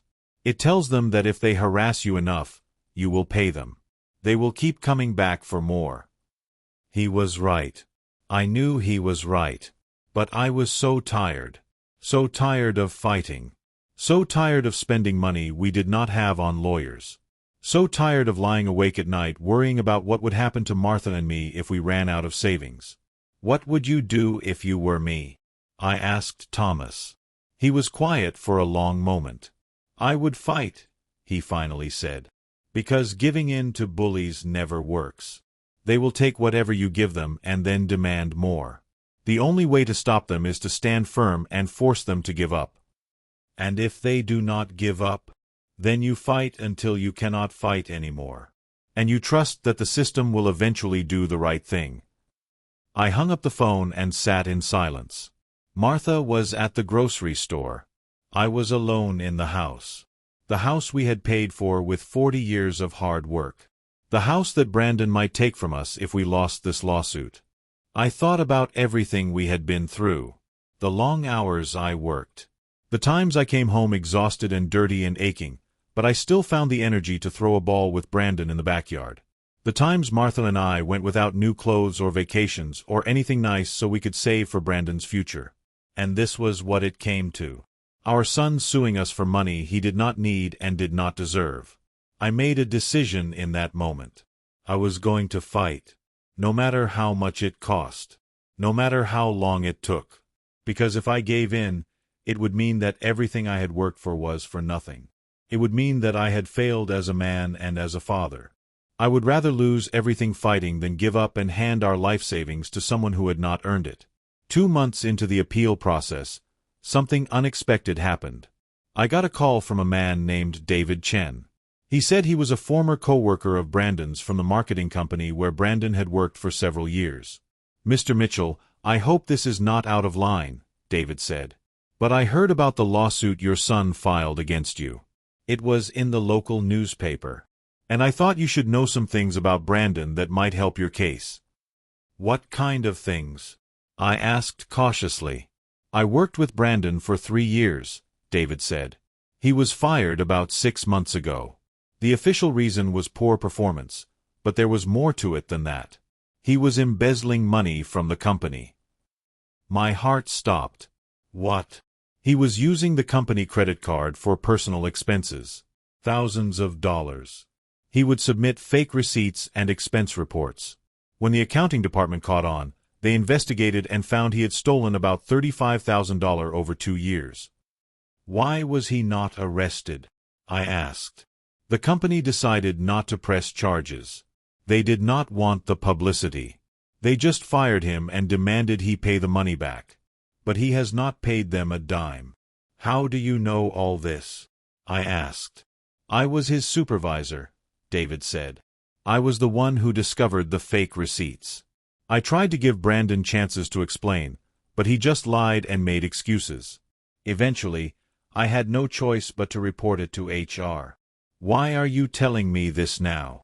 I asked. "Because I feel bad," David said. "Brandon used to talk about his parents all the time. About how you were holding him back. About how you owed him a better life. I thought it was just complaining. But then I saw the article about the lawsuit, and I realized he was serious. He actually believes you owe him money. And I thought you should know what kind of person your son really is." I got David's contact information and immediately called Thomas. I told him everything David had said. "This is huge," Thomas said. "This goes directly to Brandon's character and credibility. If he was stealing from his employer, it shows a pattern of entitlement and dishonesty. Can this David Chen testify?" "He said he would," I said. "Perfect. Get me his contact information.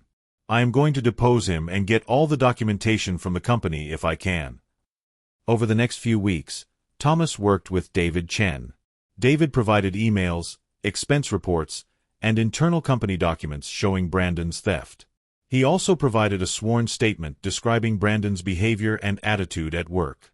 According to David, Brandon had been a mediocre employee from day one. He did the minimum work required. He complained constantly about his salary and his responsibilities. He blamed others when things went wrong.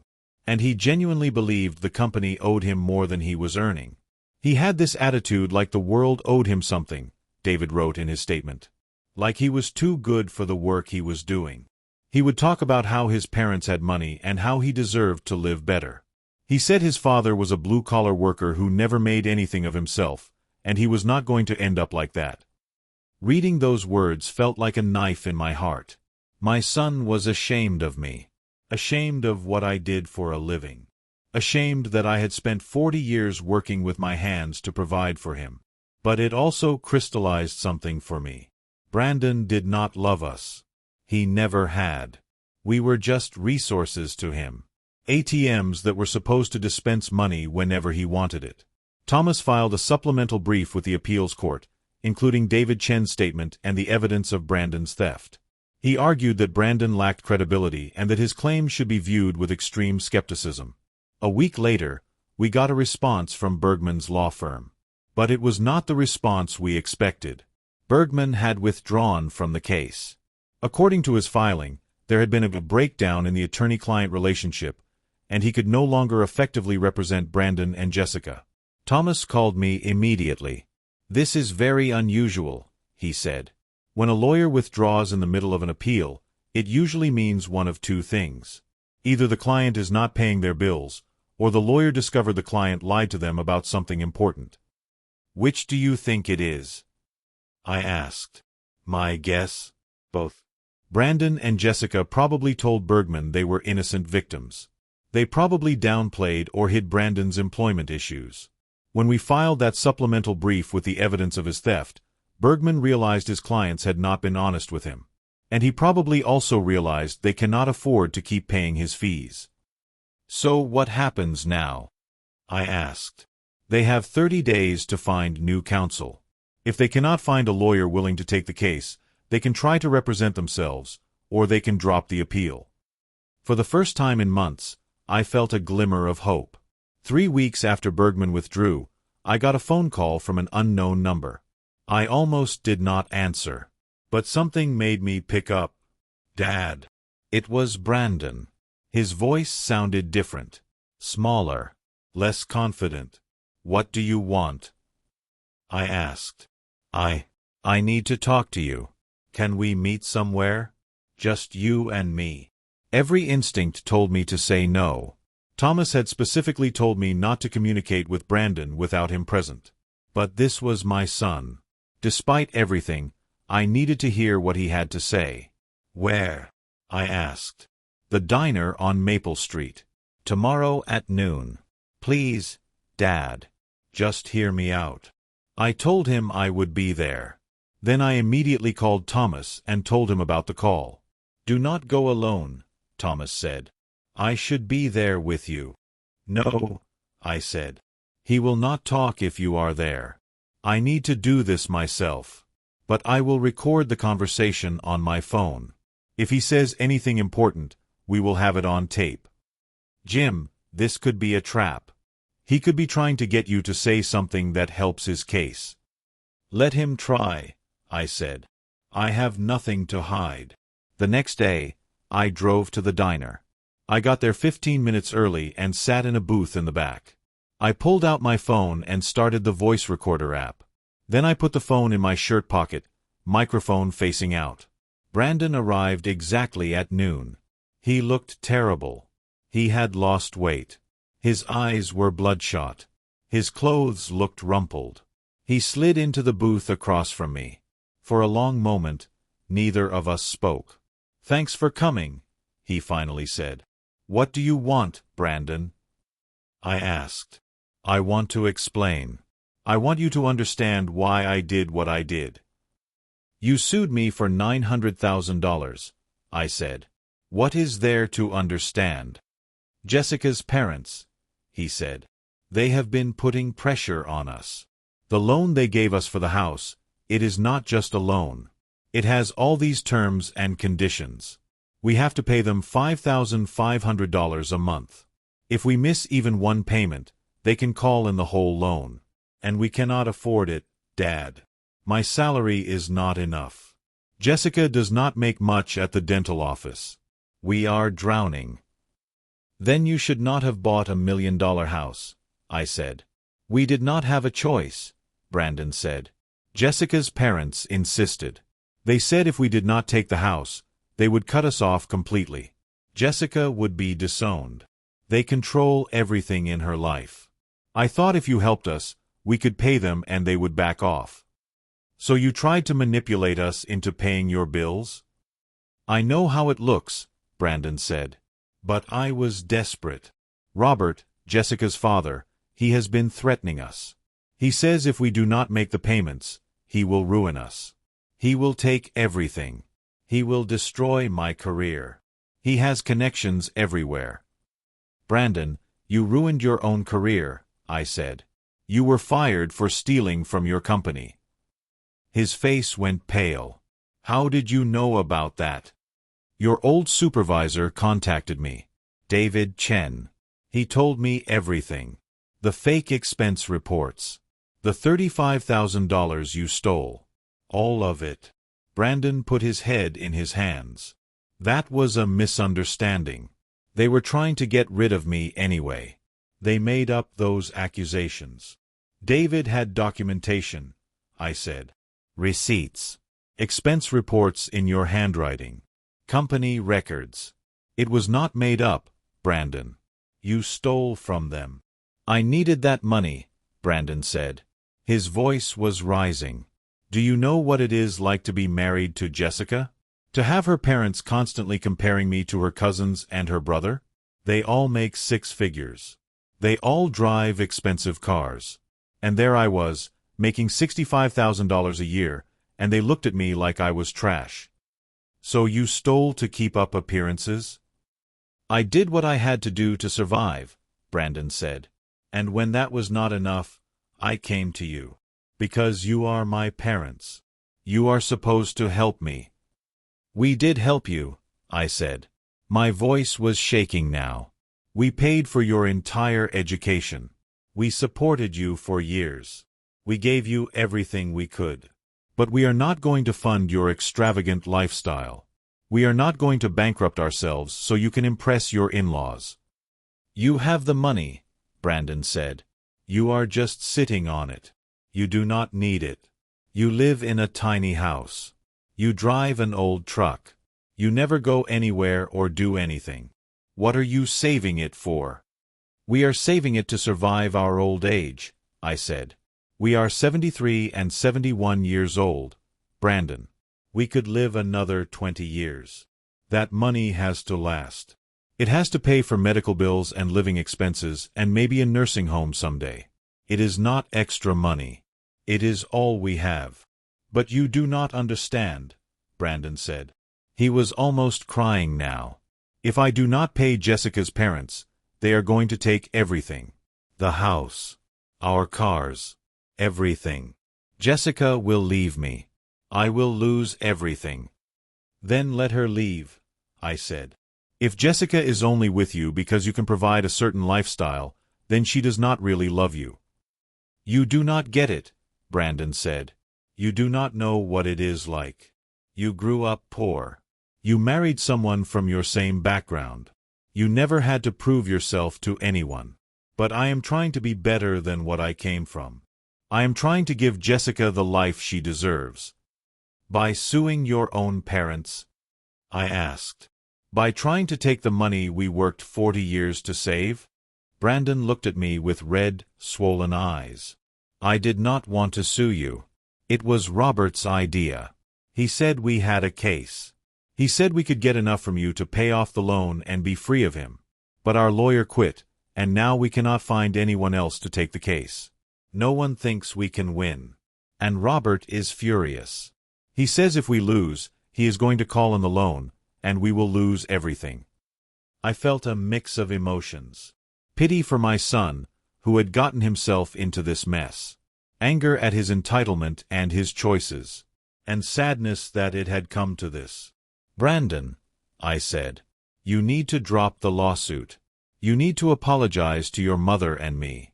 And you need to figure out your own life. Get a better job. Downsize your lifestyle. Move into a house you can actually afford. Tell Jessica's parents to back off. But you cannot keep expecting other people to solve your problems. If I drop the lawsuit, Robert will ruin me, Brandon said. Then let him, I said. You cannot live your life afraid of what other people will do. You need to take responsibility for yourself. Brandon stared at me for a long moment. Then he stood up. You never understood, he said. You never understood what it is like to want more out of life. You were content to be a nobody, to work a nothing job and live in a nothing house. But I wanted more. I deserved more. You did not deserve more, I said quietly. You just wanted more. There is a difference. Brandon turned and walked out of the diner. I watched him get into his car, Jessica's father's loan hanging over him like a chain, and drive away. I sat there for a long time after he left. The waitress came by and asked if I wanted anything. I ordered coffee I did not drink. I pulled out my phone and stopped the recording. I had the whole conversation saved. I would send it to Thomas later. But right now I just felt empty. My son was gone. Not dead, but gone from my life. And I did not know if he would ever come back. 2 weeks after my meeting with Brandon, Thomas called with news. They dropped the appeal, he said. Brandon and Jessica filed a notice of dismissal this morning. The case is over. I could not speak for a moment. Over. I finally managed to say. Over, Thomas confirmed. They gave up. No settlement. No admission of wrongdoing.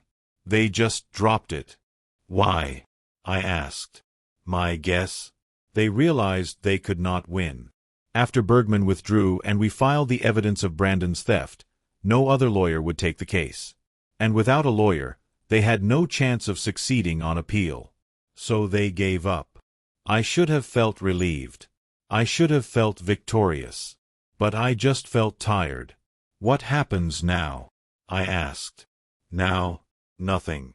The case is dismissed. They cannot bring the same claims against you again. It is over, Jim. You won. How much did this cost us total?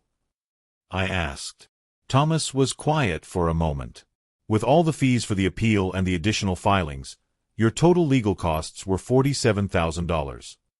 $47,000. Almost 8% of our life savings. Gone.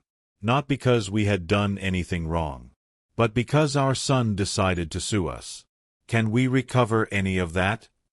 I asked. I can file a motion for sanctions and attorney's fees. Given the circumstances, we have a decent argument that their lawsuit was frivolous and filed in bad faith. But even if we win, collection is another matter. If Brandon and Jessica do not have the money, we cannot get it from them. Try anyway, I said. Maybe we will get something back. After I hung up with Thomas, I told Martha the news. She cried. Not tears of joy. Tears of grief. We lost our son, she said. Even though we won the case, we lost our son. I know, I said, holding her. That night, we sat together in silence. The house felt empty. It had always just been the three of us. Now it was just two. A week later, we signed our new will at Rebecca Walsh's office. We left Brandon $5,000 and divided the rest of our estate between my sister and the three charities we had chosen. You are doing the right thing, Rebecca said as we signed the papers. This money will help a lot of people who need it. I hope so, I said. As we drove home, Martha said, Do you think Brandon will ever forgive us? I do not think we need his forgiveness, I said. We did not do anything wrong. The question is whether we can forgive him. Can you? Martha asked. I thought about it. I do not know, I admitted. Maybe someday. But not today. 6 months after the lawsuit was dismissed, life slowly returned to something resembling normal. Martha and I fell back into our routine. Morning coffee. Crossword puzzles. Visits to the farmer's market. Small pleasures that we had almost forgotten during the stress of the legal battle. But things were not the same. Martha was quieter than she used to be. She smiled less. Sometimes I would find her staring out the window with a distant look in her eyes, and I knew she was thinking about Brandon. We never heard from him. No phone calls. No texts. Nothing. It was like he had vanished from our lives completely. One afternoon, Martha's friend Patricia called. The one who lived in Oakmont Estates near Brandon's house. Martha, I thought you should know, Patricia said. Brandon's house is up for sale. I saw the sign went up yesterday. Martha thanked her and hung up. She told me the news. Maybe they could not afford it after all, I said. Or maybe Robert called in the loan, Martha said. I went online and found the listing. The house was listed for $1.2 million. The photos showed the beautiful interior. High ceilings. Modern kitchen. Hardwood floors. It looked like a magazine spread. In one of the photos, I could see Brandon's video game setup in what was supposed to be a home office.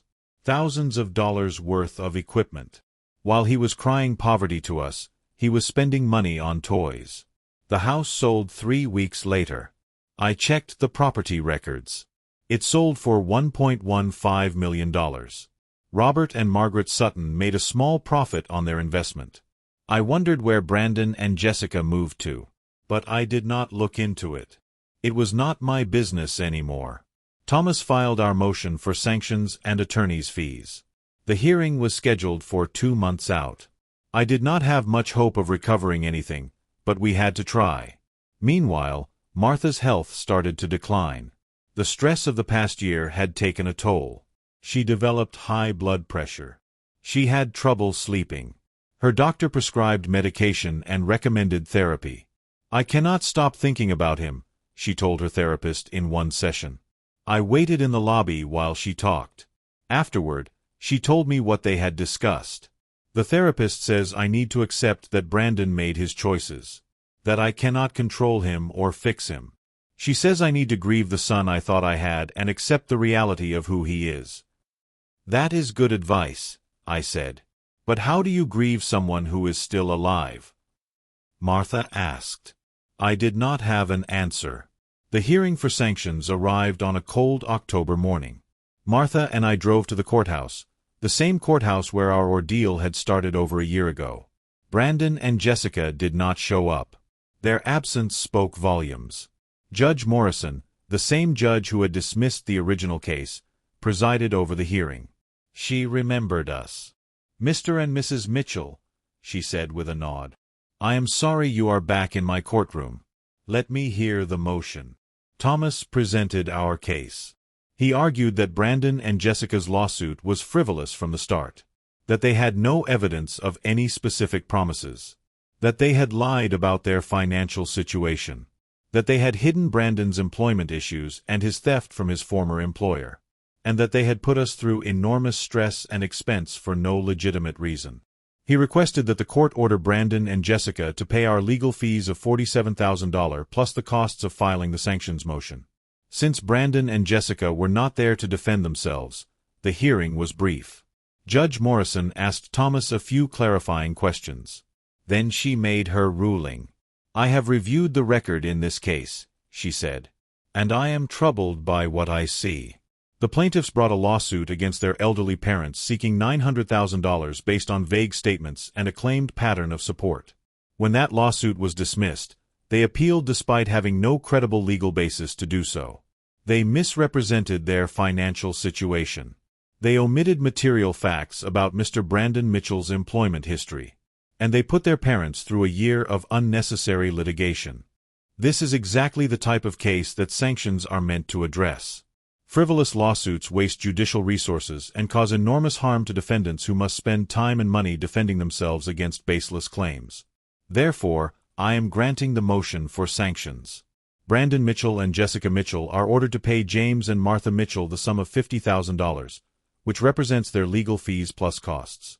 If the plaintiffs fail to pay within 90 days, the judgment will accrue interest at the statutory rate, and the defendants may pursue collection through wage garnishment, bank levies, or other legal means. Furthermore, I am formally reprimanding the plaintiffs. If they file any future lawsuits against the defendants, I will recommend that the court require them to post a bond before proceeding. I will not allow my courtroom to be used for harassment or extortion. The gavel came down with a satisfying crack. Thomas turned to us and smiled. That is about as strong a ruling as you could hope for, he said. We left the courthouse feeling something we had not felt in a long time: vindication. Of course, winning a judgment and actually collecting it were two different things. Thomas warned us that if Brandon and Jessica did not have $50,000, we might never see the money. But at least you have a judgment, he said. If they ever do come into money, you can collect then. And if Brandon ever tries to sue you again, this judgment will follow him. It will show any future judge exactly what kind of people they are. 3 months after the sanctions hearing, on a Saturday afternoon in January, there was a knock on our door. I was in the garage working on an old lamp that needed rewiring. Martha answered the door. I heard her gasp. Then I heard voices. A woman's voice I did not recognize. I came in from the garage to find Martha standing in the doorway talking to Jessica. Jessica looked different. Thinner. Her hair was pulled back in a simple ponytail. She wore jeans and a plain sweater. No makeup. No expensive jewelry. She looked, for the first time since I had met her, like a normal person. Jim, Martha said when she saw me. Jessica wants to talk to us. Every instinct told me to slam the door in her face. But something in Jessica's eyes stopped me. She looked broken. Can I come in? Jessica asked. Please. I just need 10 minutes. I looked at Martha. She nodded. We let Jessica in. We sat in the living room, the same room where Brandon had asked us for money 2 years ago. It felt like a lifetime had passed since then. Jessica sat on the edge of the couch, her hands clasped in her lap. "I do not know where to start," she said. "Start with why you are here," I said. "I am here to apologize," Jessica said. "For everything. The lawsuit. The things we said. The stress we put you through. I am so sorry." Martha and I said nothing. We just waited. "Brandon and I are separated," Jessica continued. "We have been for 2 months. He moved out right after we sold the house. I am living in a small apartment across town. I am working full-time again. And I have had a lot of time to think about what we did." "Where is Brandon?" Martha asked. "He moved to Seattle," Jessica said. "He got a job with a tech company. He wanted a fresh start. He said he could not stay here with all the shame and embarrassment." "Shame and embarrassment that he created," I said. "I know," Jessica said. "You are right. And I know an apology does not fix anything. But I needed to tell you that I understand now. What we did was wrong. We had no right to ask you for that money. We had no right to sue you. And we had no right to treat you the way we did." "Why did you?" Martha asked. Her voice was soft. "Why did you push Brandon to do this?" "It was not just me," Jessica said. "But I did push him. And I am ashamed of that. My parents, especially my father, they have always controlled everything in my life. What I studied, where I worked, who I married. When Brandon and I got married, my father said he would only approve if Brandon could prove he could provide the right lifestyle. He gave us that loan for the house, but it came with so many strings attached. So much pressure. When you said no to helping us, I panicked. I thought if we could not pay my father back, he would destroy Brandon's career. He would make our lives hell. So I convinced Brandon to talk to a lawyer. My father recommended Bergman. And it all spiraled from there. You destroyed our relationship with our son," Martha said. Tears were running down her face. "Do you understand that? He was our only child. Our only family. And now he is gone." "I know," Jessica said. She was crying too. "And I am so sorry. I have ruined everything. My marriage. My relationship with my parents. Brandon's relationship with you. All because I was too weak to stand up to my father. Too weak to tell Brandon we needed to live within our means." We sat in silence for a long moment. "Why are you really here?" I finally asked. "What do you want from us?" "Nothing," Jessica said. "I do not want anything. I just wanted you to know that I am sorry. And I wanted you to know that Brandon is sorry too, even if he will not say it. He is too proud and too ashamed. But he misses you. He talks about you sometimes when he has been drinking. He says he wishes things had gone differently. That he wishes he had listened to you." I felt a familiar tightening in my chest, but this time it was different. Not rage. Not panic. Just a dull, exhausted ache. "Wishing does not undo what he did," I said. "And it does not undo what you did." "I know," Jessica whispered. "I am not asking for forgiveness. I do not think I deserve it. I just did not want you to think I felt nothing. I do. Every day." Martha wiped her eyes. "Why are you telling us this now?" "Because my father no longer has any control over me," Jessica said. "After we sold the house, he demanded the entire loan balance immediately. Brandon could not pay it. Neither could I. My parents took every dollar from the sale. Every cent. And then they told me I was on my own." She gave a hollow laugh. "For the first time in my life, I am free. And it turns out freedom comes after you lose everything." I studied her carefully. She looked smaller than I remembered. Less sharp. Less armored. "What about the sanctions judgment?" I asked. "The $50,000? Jessica nodded. "I know about it. Brandon knows too. He says he will pay it eventually. He just cannot right now. That is not my concern, I said. The judgment exists. What he does with it is up to him. Jessica stood. I will go. Thank you for letting me speak. I will not contact you again. She hesitated at the door. For what it is worth. I think you were good parents. Brandon just could not see it. I hope someday he will. After she left, Martha sank onto the couch and buried her face in her hands. I do not hate her, she said quietly. I thought I would. But I do not. I know, I said. She was a catalyst, not the cause. That night, Martha slept better than she had in months. 2 months later, a letter arrived from Seattle. The return address had Brandon's name on it. Martha stared at the envelope for a long time before handing it to me. Her hands were shaking. I cannot read it, she said. You do it. I opened the letter slowly. Mom and Dad, I do not know if you will ever forgive me. I do not expect you to. I just want you to know that I understand now what I did to you.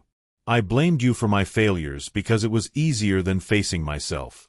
I thought money would fix everything. I was wrong. I lost my house, my marriage, my reputation, and most of my friends.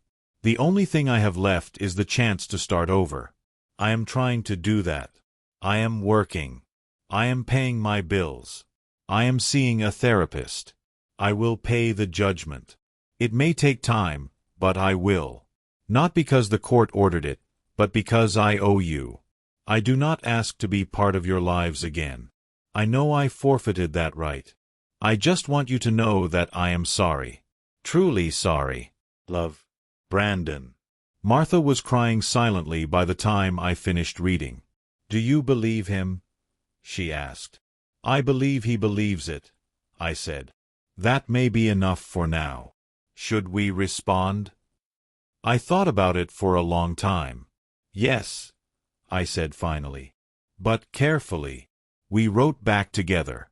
We did not absolve him. We did not invite him back into our lives. We did not promise reconciliation. We acknowledged the apology. We acknowledged the pain. We told him we hoped he continued therapy and built a stable, honest life. And we told him this. Trust, once broken at this level, is not rebuilt with words. It is rebuilt with years of consistent behavior. A year passed. Brandon paid the first $5,000 toward the sanctions judgment. Then another $5,000 6 months later. It was slow, but it was steady. We heard from him twice more. Short letters. No demands. No self-pity. Just updates. Work. Therapy. Rent paid on time. Martha framed the letter where he apologized. She did not hang it. She kept it in a drawer. Our scholarship fund awarded its first grants that spring. 5 young men and women received funding to attend trade schools. At the award ceremony, one of them shook my hand and said, "This changed my life." I believed him. The Children's Hospital sent us a thank you letter with photos of a new pediatric wing partially funded by our donation. The homeless shelter invited us to tour their expanded facilities. Our money was doing what it was supposed to do. Not controlling someone. Not enabling someone. Helping people who wanted to stand on their own. One evening, Martha said, "If Brandon had never sued us, we never would have done this." She was right. Sometimes loss strips away illusion. Sometimes pain clarifies what love actually is. Love is not rescuing someone from consequences. Love is not sacrificing your future to soothe someone's entitlement. Love is telling the truth, even when it costs you the relationship you wanted. We do not know what the future holds with Brandon. Maybe someday there will be a cautious relationship. Maybe there will not. But we sleep at night now. We live without fear. And we know, finally, that we did not fail as parents.